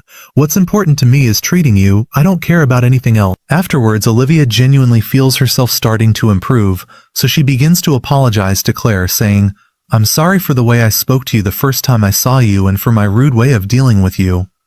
But Claire isn't upset with her, hugs her, and then uses a spell in her mind. Olivia asks, "What are you doing?" Claire says, "This is a healing spell that will improve your mood and condition." We learn that when Claire was young and feeling upset and sad, her mother would come and hug her immediately and use this spell on her mind to change her mood so she wouldn't be sad anymore. Afterwards, Olivia says to Claire, "Make us 2 cups of tea." When Claire makes the tea for her, Olivia says, "Why don't you go get us some food to eat while we drink tea?" As soon as Claire leaves, we are surprised to see Olivia putting something in the tea. Then we cut to him, likely Calc or the main character, telling Ernest and Yuri about the adventurer Lorg who offered him to join his team. Ernest says to him, "It's obvious he tricked you with his young appearance, making you think he's still a child. He looks like a small kid because he is actually a dwarf." We learn that Lorg offered to join their team to go down to the last level of the dungeon and defeat the boss on the final level. After that, they would focus on searching for members of the Shadow Guild and take revenge on them for what they did to the adventurers. Lorg tells him, "We found out you are strong, so you will help us clear the dungeon quick." He takes out the magic stone from the last level they reached and gives it to him as a gift to persuade him to join them. But Ernest gets very upset that he offered to leave their team and join them, taking the magic stone from him. Ernest says, "Let's go find that dwarf kid and teach him some manners. How dare he ask you to leave us and join them?" On their way, the guild employee, who always seems to bring nothing but bad news, comes to them and says, "Hurry, Claire is in a very big problem and needs help." When they go to see her, they are surprised to find her walking weakly, unable to move properly. She tells them Olivia put a sedative in my tea to escape from me and go to the dungeon alone. Ernest says to her, "What's the problem? Let her go." Claire says to him, "How can I let her go when she is still tired and the wounds on her body haven't healed yet? At this level, she won't be able to fight at all." Ernest says to her, "Since when are you so kind and care about members of other teams?" He says, "We have no relation with anyone, let's just focus on our own team." Claire says, "What made me want to help her is that she was betrayed, and that's the thing I hate the most in my life." She tells him, even though she is a ranks fighter, she suffered serious injuries from a very strong fighter. In her condition, if she decides to challenge him again, it's very likely he will finish her further off and kill. She says to him, "I think it's our duty as adventurers to protect anyone in danger." Then she leaves them and goes to search for Olivia. But as soon as she exits the guild door, she is surprised to find him, Calc and Yuri standing at the door ready to go with her to search for Olivia. They say to her, "You are one of our team and we can't abandon you for any reason." She looks at Ernest and teases him, "What hero changed your mind? Weren't you saying you didn't want to come with us?" He keeps yelling at her, grabs her by the head and says, "Let's finish this mission of you." He says, "Since the dungeon we're going to is full of strong monsters, I will definitely enjoy fighting there." They indeed arrive in front of the dungeon, and Ernest is excited as usual that he will meet strong monsters inside. Yuri tells them that this dungeon is like a maze full of instant teleportation magic. Suddenly they hear a voice saying, "You must be careful and never separate from each other, because this maze is full of traps." We learn that this is the adventurer Marble who came to go with them. When Yuri asks her, "What are you doing here?" she tells them, "I heard from the guild that Olivia went while she was tired and sick, so I decided to go help her. But it seems I arrived late." Of course, when she sees him, Calc, she gets excited and is happy to see him again. She approaches him and says, "I'm happy to go on a mission with you now because I want to watch your external fire magic." But of course, Yuri, when she sees her interacting with him like that, gets angry and says to her, "This is not the time for flirting, honey. We are in a big problem right now." Ernest here is surprised and says, "The strange thing is that the members of Olivia's team always do missions separately and no one helps the other." Marble tells him, "Olivia has always been a very cold warrior. She joined our team just to get a permit to enter any dungeon." But she tells them, in truth, she is very kind. She remembers the old days when she was training.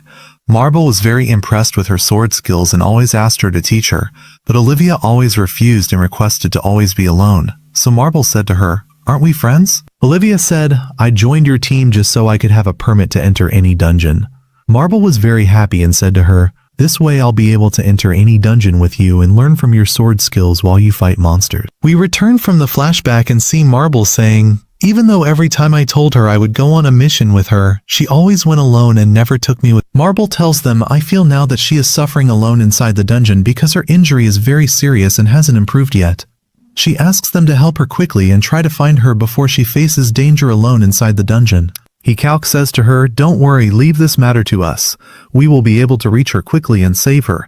Afterwards, Ernest throws the magic bracelet and says, "Wear it on your hand so if we get separated in the dungeon, we can find each other's location." Before they enter, they ask Yuri as their leader to start saying the motivational words that encourage them before they enter any new mission. As soon as they enter, Claire begins to activate the instant teleportation spell she learned from Loki. Yuri tells them that she must concentrate while casting the spell because this dungeon is like a maze, and if we get separated, we will be able to meet again quickly using these gates. But Ernest says, "I gave Calc the bracelet for his hand, and I will be able to reach him quickly if he gets lost from us. That spell is unnecessary." Claire immediately gets angry and kicks him very hard, literally sending him flying away. While Ernest is falling unconscious, a strange spell appears beneath him and Calc realizes it's a trap. When he runs to catch up with him, the same spell is cast on him and they both disappear. Suddenly, Calc opens his eyes and finds himself facing very strong monsters like boars. They immediately start attacking him, but Calc immediately uses his lightning magic and manages to eliminate a large group of them. Suddenly, a monster appears behind him and is about to attack him immediately, but it gets hit by an arrow and dies. We learn that it was Claire who killed it and managed to reach Calc and locate him through the bracelet he is wearing on his hand, which he got from Ernest. He asks her about Yuri and Ernest and says, "Let's go catch up with them quickly." She says, "Don't worry so much, they are also fine and together right now. Unless you're making up a new excuse because you don't want to continue the mission alone with me." After that, they start walking through the dungeon to return to Ernest and Yuri. On their way, they encounter a very large group of monsters and immediately start fighting. Calc is happy that he is fighting alongside Claire and says to her, "I didn't expect your skills in using the sword to be so strong." She tells him, I spent a very long time training and using the sword without using any magic spells at all. She tells him it was impossible for me to let Ernest keep mocking me and saying that I'm a weak swordsman. Then they continue their way. Here, Claire says to him, you keep praising me and saying that I'm a great fighter, but you are the strongest among us. You can use combat magic and support magic at the same time. Suddenly they find the bandage that Olivia was being treated with lying on the ground, and they realize she is close to them now. At the same time, we see Ernest and Yuri running from a very large number of monsters because Ernest was the one who opened the door to all these monsters. At that moment, Yuri uses earth magic and manages to break the ground beneath them, making a very large rock lift them up and away from the monsters. But Ernest isn't used to running away from any confrontation at all. He immediately takes out his weapon and charges at them. Yuri immediately uses support magic on him, and Ernest with great force flies at them and literally finishes them all off, and the head of their leader flies off. When the monsters see their leader's head has been cut off, they immediately get scared and run away. After the battle, Yuri says, God bless, you turned out to be so awesome and ghost-like. Ernest says to her, do you think Calc and Claire are okay, or did something happen to them? She says, of course they are fine.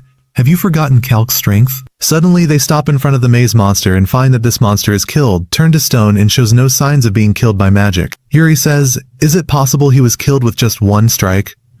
Ernest isn't surprised at all and says, I know who did this. It must be the owner of the sacred sword, Milia. We learn that this Milia is the leader of Olivia's team and that he defected from their team and joined the Shadow Guild. We see him talking to a leader of the Shadow Guild who says to him, why didn't you finish off Olivia since you are so strong and managed to kill the dungeon monster with one strike? He says to him, my history with her is very bad. I know all her movements, but she is a strong fighter. The leader says to him, since you refused to kill her, why did you decide to join the Shadow Guild? He says, I didn't join you out of love for you. I joined to experience something new and to be able to increase my power level. Suddenly, members of the Shadow Guild enter and tell the leader that there are intruders, meaning, of course, Calc and his friends. The leader of the guild says, finish them off quickly. He gets very excited for the fight and then eats a very strange magic stone. We cut back to Calc and Claire after they find Olivia's location. She is of course surprised to see them and says, it must have been Lorg who told you my location. When they try to take her back with them because she is injured, she of course refuses and says, I haven't taken my revenge yet. I haven't gotten my battery. She says to Claire, I don't want you to use your healing magic on me because I know you will refuse to help me with it now. When she leaves them and walks away, Claire gets very angry and says to her, after you brought us all the way here and we got exhausted because of you, you want to just leave us and walk away so easily? She asks Calc to stop her from escaping. He says to her, do you want to take revenge on the Shadow Guild alone? She says, the Shadow Guild has nothing to do with this. These are personal matters between me and someone else. She says, I want to settle my score with my former leader, who was the reason my mother was killed. She is of course referring to leader Milia. She begins to cast a teleportation spell, and Claire and Calc run towards her to stop her. But suddenly all three of them disappear. When they open their eyes, they find themselves in a monster's lair, with a very large number of giant monsters standing in front of them. We continue our story after Alec and his friends reach the monster's nest. We see Alec get excited, and he doesn't care about any huge monster in front of him, and he immediately attacks them and fights them. And at that time, Kreza decides to use healing magic on Olivia to heal her and make her help Alec in fighting until she performs the instant teleportation spell because it needs time. And after Kreza heals her injuries, she immediately flies towards Alec and says to him, I will help you fight the monsters. And this time, Kreza is preparing for the instant teleportation spell, and Alec is busy killing the monsters attacking him. And suddenly he finds a giant ghoul standing in front of him, and it immediately attacks with the shovel it has, but Alec immediately escapes from it and says to him, you are too slow, and he stabs the ghoul in its back with the sword. But the ghoul afterwards gets up and isn't affected by Alec's attack. And suddenly, Alec is shocked that its head flew off in seconds, and he knows that Olivia is the one who cut off its head, and he is surprised by her strange speed in using the sword to the extent that he didn't see her drawing the sword and cutting the ghoul's neck. Afterwards, Olivia says to him, it's clear that you haven't trained well and you are supposed to be from rank S, meaning you possess greater power than this. Afterwards, Kreza has prepared the instant teleportation spell and calls for Alec to join her and escape quickly. But suddenly the spell is cancelled and disappears, and she knows that the one who cancelled the spell is the Demon Slayer, and this way they won't be able to use magic at all. And the Demon Slayer keeps hitting with the club he has and summons a large number of monsters to attack them. And suddenly the monsters are gathered around them, but Olivia Boss never surrenders and she immediately flies and attacks them and keeps eliminating those monsters. And Alec of course watches her while he is shocked by the great skill and strength she possesses. and he knows how proficient she is in the art of using the sword in a magnificent way, and of course her skills make Alec change, and he immediately attacks a monster and kills it. So she is very impressed with his skill, and says to him that you need a little training, and you will be a very strong fighter. And she says to him that the sword you have is special, but you haven't mastered all its skills yet. And she gives him some advice while they are killing the monsters so he can eliminate them all easily. And she says to him, try to make your body and the sword become one thing so you harmonize with each other and can use all the sword skills. But the demon slayer keeps hitting with the club he has and summons a very large number of monsters.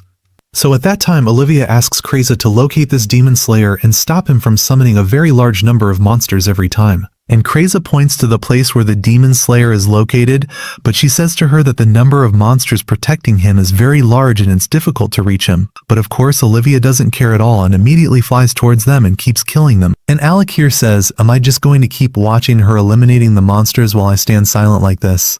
And he immediately attacks too. But Kreza says to him, be careful, there is a giant bird that will attack you. And at the last moment Alec manages with his sword to stop this bird's attack, but the bird is strong and very heavy. However, Alec succeeds in pushing it away, but the bird still refuses to surrender and keeps running after Alec. And Alec at that time finds a giant ghoul standing in front of him, so he comes up with a plan to trick them into colliding with each other. And indeed, at the last moment, he manages to dodge the ghoul's attack and makes the bird plunge its beak into the ghoul's stomach to kill it. But the surprise is that the bird finishes off this giant ghoul, and at that time Alec realizes that the bird is indeed very strong, and there is no solution but direct combat. At the same time, Olivia is on her way to the demon slayer who is walking with the club, and she keeps killing the monsters she finds in front of her very easily until she finally manages to see him, and she immediately attacks him with the sword, stabs him in the chest, finishes him off, and the club flies from his hand and she breaks it. At this time, Kreza has finally started preparing the instant teleportation spell and calls for Alec to get ready to escape with her. So Alec decides to use a super spell to finish off the monsters before leaving, and he uses his special lightning spell and literally electrocutes and finishes off all the existing monsters. And Olivia here notices that he is a sorcerer, not a swordsman, and says that's why he wasn't proficient in all the sword skills. And after that, Alec goes to Kreza, and they call for Olivia to join them. So she finishes off the monsters in front of them, and at the last moment she grabs Alec's arm, and they enter through the instant teleportation gate, and after they exit the monster's nest, we see here Olivia yelling at Alec and saying to him, why didn't you tell me you are a sorcerer and not relying on sword skills, and you made me bully you all the past period. So he apologizes to her for not telling her all the information about him, but in the end she thanks him and says to him, if it weren't for your presence with me and your help, I would be dead now. And Alec also thanks her for the lot of information she gave him about sword skills. At this moment, Kreza says to them, why are you guys happy? Don't you realize the size of the injuries Olivia has? And she says to her that my magic can only heal simple injuries, and if Olivia continues fighting in this way, her injury will multiply, and she might die immediately. And she says to her, Kreza, I know that you want to take revenge on the traitor who killed your mother. So Olivia says to her, exactly, and she starts telling them her story with Milia when she was young. And we learn that in the past when her mother, the adventurer, died, at that time Milia came to her and decided to adopt Olivia to take care of her and raise her. And he actually started teaching her sword skills and literally didn't withhold any information from her at all. And he was teaching her how to become a strong fighter for him. And Olivia says, at any moment I remembered my mother. He was always there by my side and always comforting me, and he was like a father to me exactly. And she says, I was attached to him and trusted him to the utmost degree, and he was practically everything in my life. Literally until I went with him on one of the missions, and he was amazed at my great strength at that time and said to me, you have finally become a strong fighter, and the time for revenge has come for you. And immediately he hit her with a strong blow with his sword, knocking her to the ground. And after that he approached her and said to her, I want to tell you an important piece of information. And he says to her, I am the one who killed your mother. And we learn that Milia's father before he died was Milia's teammate in the team, and we return from the flashback and see Olivia laughing like crazy and saying that she was foolish to trust the person who killed her. And after that she shows them her back, and they see the strong injury she received from Milia, and she says to them that the only thing left for her is the scar he left on my back. That's why it's impossible for me to forget him, and I must take my mother's revenge and finish him off. So Alec here takes off his jacket and covers her and says to her, I feel all the suffering you went through, but I want to tell you that I was like you one day, frustrated, and when I met new friends, they managed to get me out of the bad state I was in. So Olivia says to him, I don't need friends, and I want to take my revenge by myself. So he says to her, Your friend Lorge and also Marble were very worried about you, and Lorge told us that he decided to take your revenge by himself and finish off Milia. And after that, Kreza approaches her and uses healing magic on her and says to her, "From now on I won't allow anyone to harm you, no matter the reason." And she says to her, "We are by your side and will never abandon you." So she says to her that Lorge and Marble said the same thing too. But unfortunately no one knows Milia's real strength. So Alex says to her, "No matter how strong he is, we will always be with you and help you with any problem." And Kreza also hugs her and kisses her on the forehead to calm her down and performs a reassurance spell on her. Afterwards we go to Ernest and Yuri, and Ernest is annoyed by the large number of traps in the dungeon and is surprised by Milia's strength, who is able to finish off the dungeon monster located on the 73rd floor. And Yuri here is worried about Kreza and says, "I wonder if they are okay or if something happened to them." Afterwards we go to the Shadow Guild, where one of them is eating the core of the adventurers he finished off. And they meet Ernest and Yuri afterwards, and he says to them, "So you are the intruders who came to our dungeon by yourselves?" And Ernest here keeps making fun of them and says to them that they are insects and don't even deserve to waste his time. And Ernest's words make them very angry, so they immediately all attack him. But after 1 second, we find Ernest has tied them all up and keeps bullying them and says, "It's the first time I see a guild of criminals this week." And Yuri strengthens the binding spell she cast on them and says to him, "Who sent you to us?" So they say to her that Milia is the one who sent us to finish you off. And they say to her that he is very strong and it's impossible for you to withstand him. So Ernest goes to Yuri and says to her, "Forget about him, don't believe his words." But Yuri says to him, "Wait a second," because she hears a sound.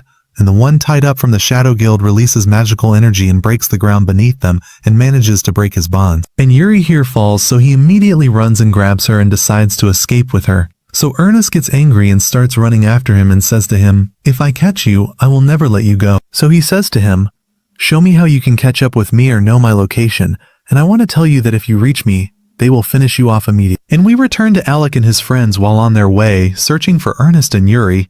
They also hear the sound of a large vibration and immediately arrive at the place where they are supposed to gather, but they find a very large opening in the ground. And Olivia here immediately goes down and finds Yuri's headband.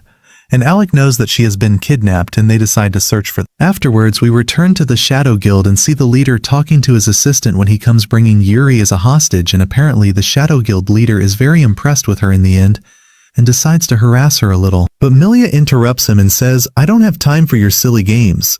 And Yuri, when she first opens her eyes and looks at Milia, recognizes that he is the strong sword king that Olivia is looking for. And suddenly Ernest appears and he is thrusting his spear into the fighter who is eating the adventurer's core and afterwards attacks the Shadow Guild leader. But he performs a spell that produces a sword and blocks his attack. He says, "If I hadn't eaten the adventurer's core, I would be dead now." And afterwards he goes towards Yuri and decides to take her and escape, and he knows that Ernest managed to reach them through the bracelet on his hand. So he immediately takes it off and says to him, "Show me how you will be able to reach us now." And he walks away with Milia, and as soon as Ernest decides to chase them, we see the guild leader intervene and stop him and says to him, "To catch up with them, you must finish me off first." And Ernest keeps fighting with him until he attacks him with a blow that breaks his sword and thrusts into his chest. So here the guild leader starts falling to the ground and bleeds a large amount of blood and can't believe that he lost to Ernest. And Ernest says to him, "It's the first time I see the leader of a guild of criminals so pathetic," and these words make him extremely angry in the end, and he makes him perform a demonic spell, and he manages to gather the blood that fell from him again and put it back into his body and heal himself again. And he manages to summon the sword from his blood and starts threatening Ernest and says to him, "This time I will kill you and finish you off." We continue our story and see Ornst standing in front of the leader of the Shadow Guild. We learn his name is Gloria, and he threatens Ornst that he will finish him off now. Ornst here is surprised that Gloria used blood magic to heal himself and increase his strength. He says this is the first time he's encountered someone using blood magic and has no information at all on how to deal with them. As usual, Ornst gets overly excited and doesn't pay much attention to Gloria's blood magic. He attacks him and stabs him several times with his weapon, but is surprised when Gloria stands in front of him, grabs his weapon and tells him, "Clearly you're stupid and don't want to learn." He says, "Your attacks are impossible to affect me no matter how many there are." Gloria says, "Even if you cut off my head, I can't die as long as I possess blood magic." He activates his blood magic again and says, "Every time I take damage, my power increases even more than before." Ornst, of course, is standing there shocked, unable to believe what he's seeing with his own eyes. Gloria uses a bloody mist attack and charges at Ornst. Ornst immediately dodges the first strike but barely manages to block Gloria's second attack. Gloria continues his assaults and Ornst tries to dodge every attack, looking for any way to deal with him and defeat him. He says this blood magic is very powerful and I must find a way to stop it. Then Gloria activates his Bloody Rose skill, summoning thorns made of blood and continues attacking Ornst. Then he grabs him by his legs, spins him in the air, and slams him to the ground with a powerful blow. At that moment, Gloria keeps taunting him, saying, "You're the weakest fighter I've ever seen." He tells him, "I warned you before, you can never defeat me." But suddenly, Ornst gets up again and says, "Who are you calling weak? Watch what I do to you now." He then calls for his weapon and makes it attack Gloria, but Gloria easily dodges the weapon's attack and says, "Won't you stop this nonsense? I told you 100 times your weapon is useless." But he's surprised when Ornst delivers a very powerful punch and sends him flying. Then we go to a flashback from about 6 years ago when Ornst was training with Ki at the academy. Back then, Ki told Ornst, "I'll use my magic sword, and you use the training weapon." Ornst here said, "I don't care about your magic sword." He says, "Since I was little I've been smart and a genius and I've defeated many students." She tells him, "Then I'll be the first one to defeat you in a challenge." And indeed they start fighting each other. Ornst here is surprised by Kai's strength and says, "This is the first time I've found someone who controls a sword with such great speed." Kreza and Yuri say that she has always excelled against anyone he fights. But they are surprised that Ornst, even with a training weapon, can keep up with Chi in the fight. But they say about him in the end that he's always stupid and impulsive and makes very wrong decisions that cause him to lose any duel. Suddenly, the weapon in Ornst's hand flies off by mistake and sticks in the wall. But Ornst doesn't care and immediately charges at Chi, wanting to hit him with his hand. But at the last moment, their teacher stops them because Ornst's weapon was about to hit her and kill her. At night when they sit together, Ki tells him, "The idea you came up with was very smart, to drop your weapon and attack me with your hand." He tells him, "I didn't expect you to do that," not knowing the weapon flew from his hand by accident. Ornst here is filled with grandeur and pride and says, "Yeah, I've always been great and smart." We return from the flashback to the fight again and see Ornst excited, immediately attacking Gloria, punching him many times. He says to him, "I've always been a failure at using magic and don't know anything about it." He says, "All my friends have always been very good at using magic, and yet no one could surpass me, and I managed to defeat them all." He tells him, "Now I'll prove to you that fighting power can defeat anyone who possesses any magic." He delivers a powerful punch, sending him flying and knocking him to the ground. He tells him, "I'll keep hitting you until you stop breathing and die in my hands." Immediately we see Gloria just laughing and getting up again. He says to him, "You keep talking a lot, and you seem to not know anything about magic and haven't learned anything from what I told you." Then he activates his blood magic again and creates a giant spell above him. Ornst is shocked by the power of his magic and the size of the huge spell. Suddenly we see a very powerful magical vortex attacking him. Then the scene shifts to the guild leader sitting with Lorg as being childish, eating constantly. The guild leader asks him, "Did you ask him to join your team?" He says, "Yes, I asked him to join me after he was promoted to rank S." He tells him, "The reason I offered him to join me is that I heard rumors about him, that he can use all 5 magic elements at once, and I heard he managed to defeat the Hydra monster in the strongest dungeon in the city. That's why I was excited to see these abilities with my own eyes." The guild leader tells him, "I'm exactly like you. I believe any rumor I hear about any student here. But honestly, I couldn't believe the rumor that she defeated the Hydra monster in the strongest dungeon in the city." Suddenly, Marble arrives, shouting and telling the guild leader that a big disaster has happened. Olivia escaped from the hospital and went into the dungeon, but she reassures them later saying, "Don't worry, because Kai and his team entered the dungeon with her, and she's surely safe as long as they're with her." The guild leader gets upset and feels he's unnecessary and that anyone who wants to do anything does it without consulting him or getting his opinion. He says, "With this situation, my plan to capture the Shadow Guild will fail." He keeps drinking to forget instead of getting angry at them and hitting them. The 3 of them leave afterwards. Then the guild leader asks Marble, "Is it true the rumor about Kai that he can use fire and lightning magic together?" She says, "I'm sure of it, that he's very skilled in offensive magic." Lorg here is surprised and says, "So he can't use all 5 magic elements together?" He says, "Clearly all the rumors about him are wrong." The guild leader tells him, "I'm sure he can't use all 5 magical elements together, possibly because he lost his power for some reason."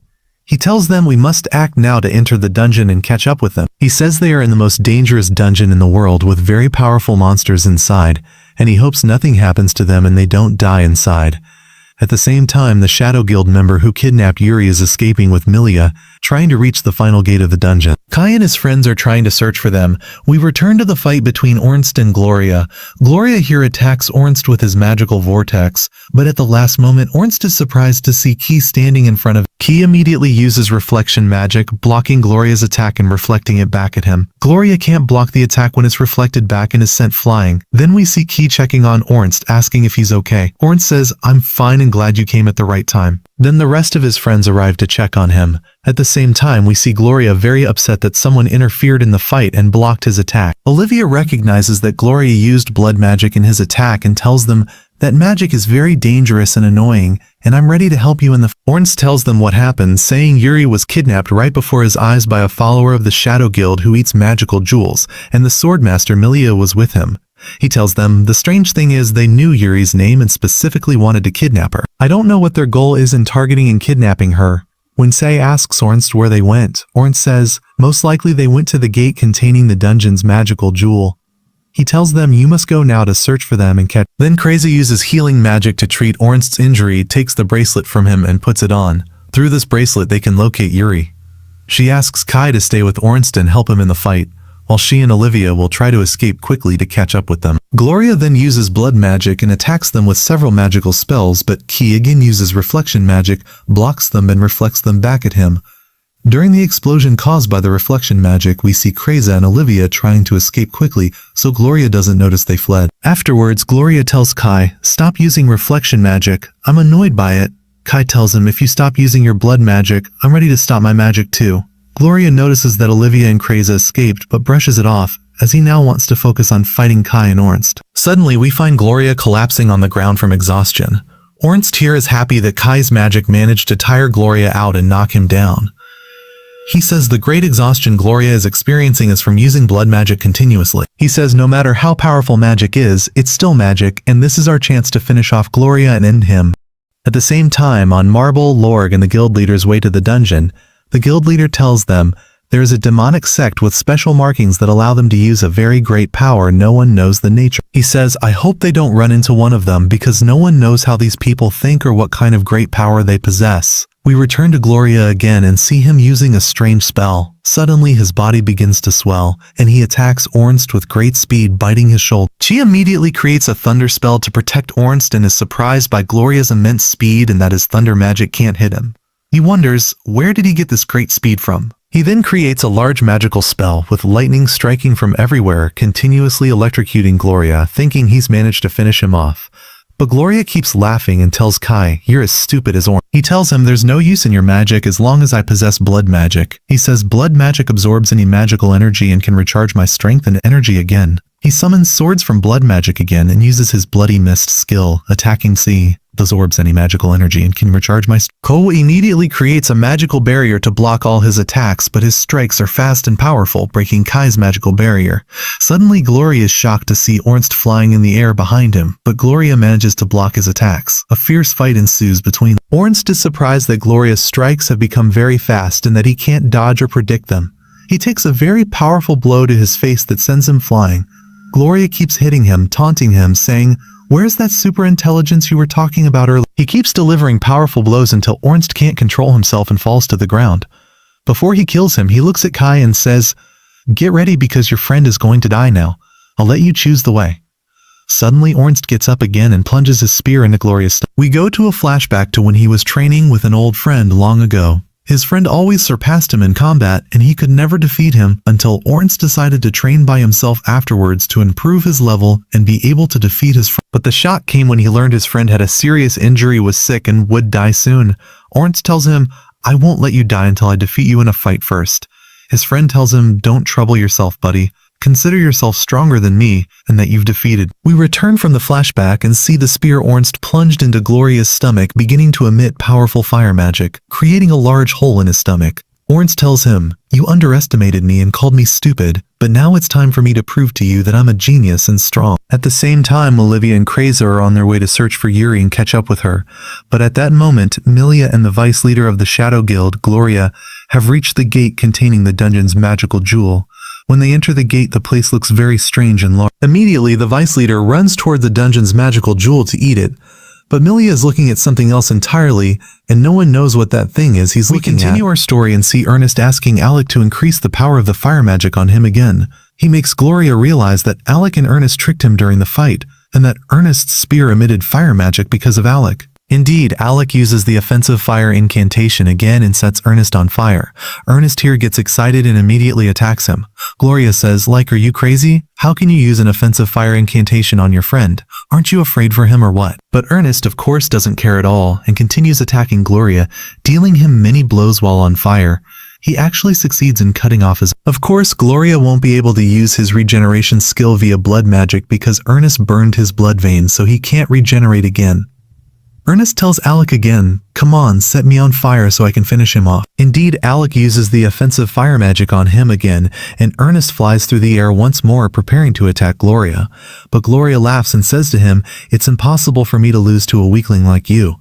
However, Ernest ignores his words and attacks him immediately. He thanks Ernest for making him unleash all his power, because I have been searching since I was little for someone who possesses great power so I could defeat them. And after my friend died, I couldn't find anyone with his power to defeat them in the catalog. He keeps delivering very fast blows with the fire spear until he pierces his entire body and manages to defeat him.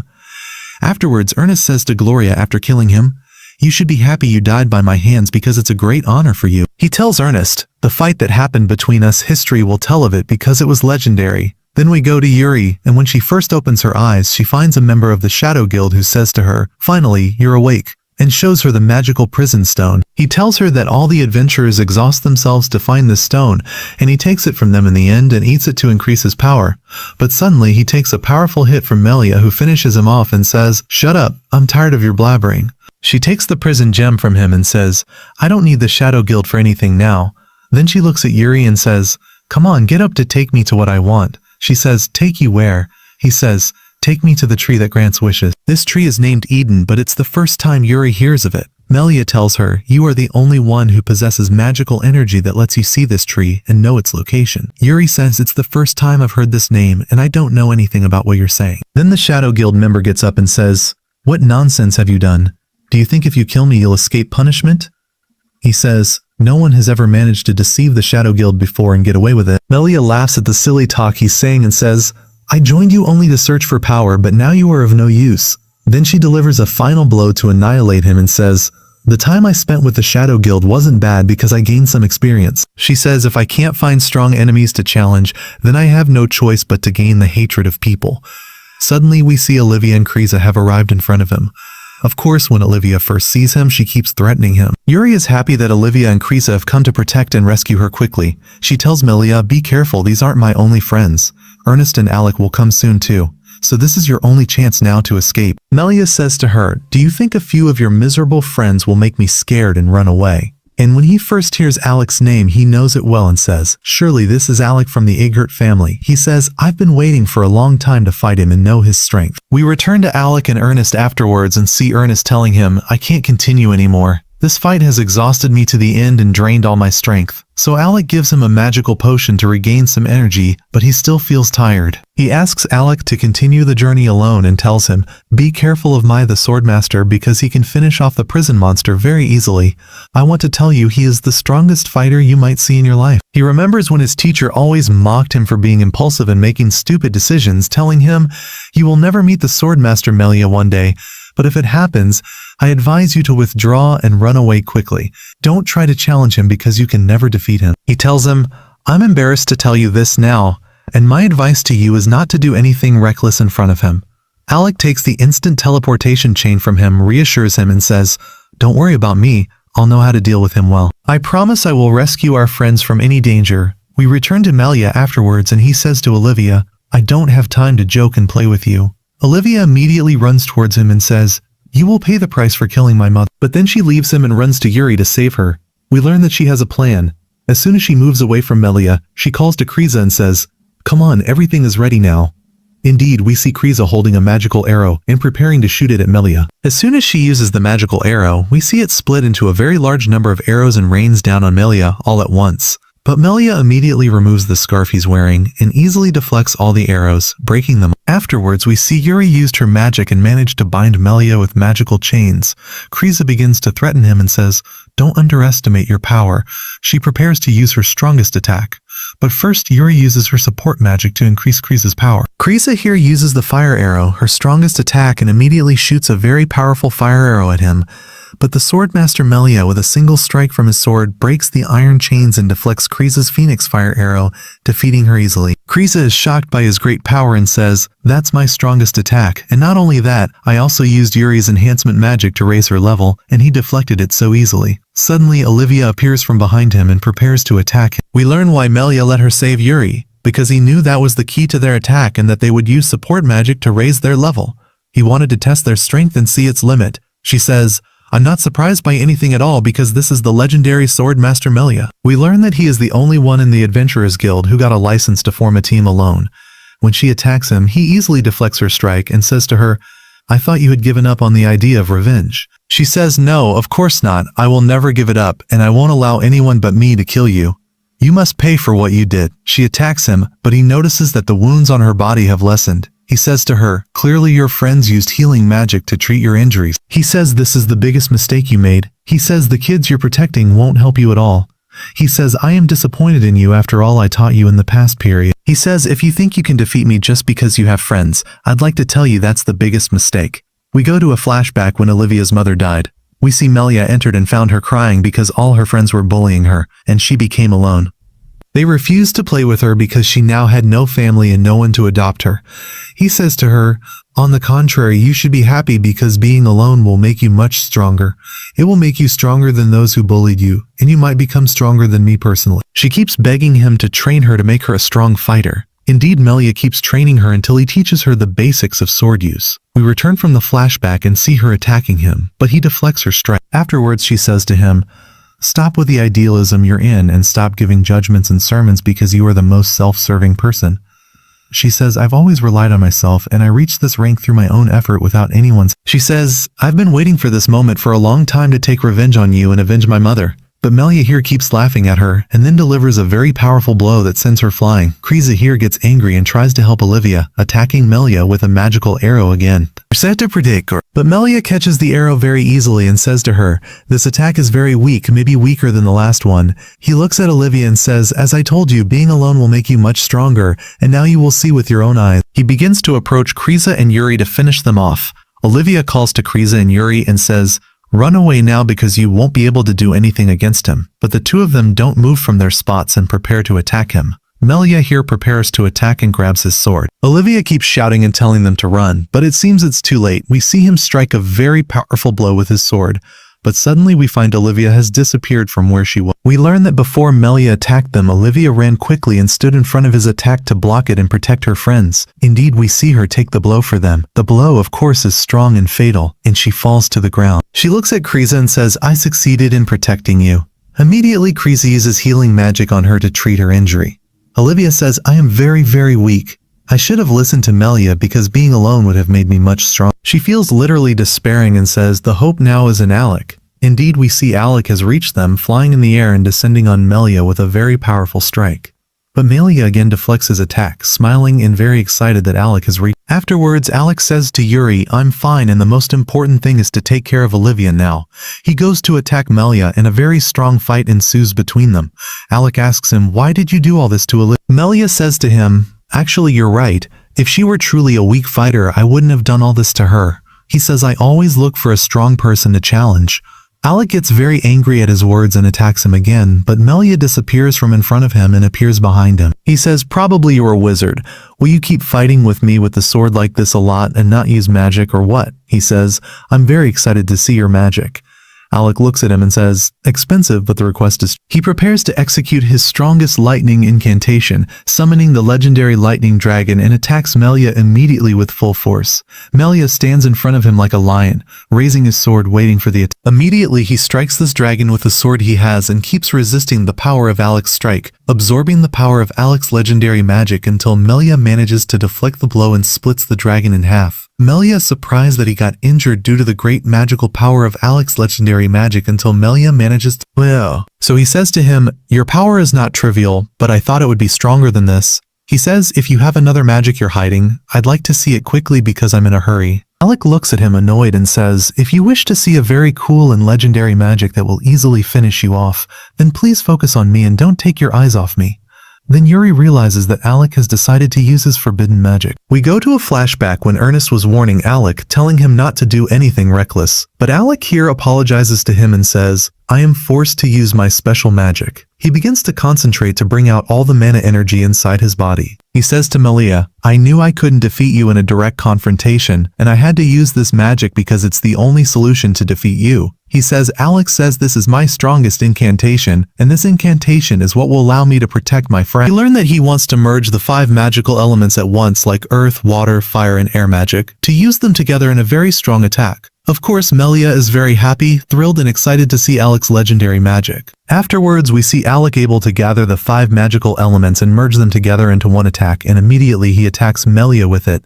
But will this attack be able to defeat him? Of course, the episode has ended with us up to now, and I know you're excited. So don't forget, champ, to support us with a like and subscribe so when the new episode is released, you'll be the first to see it. See you in the next video.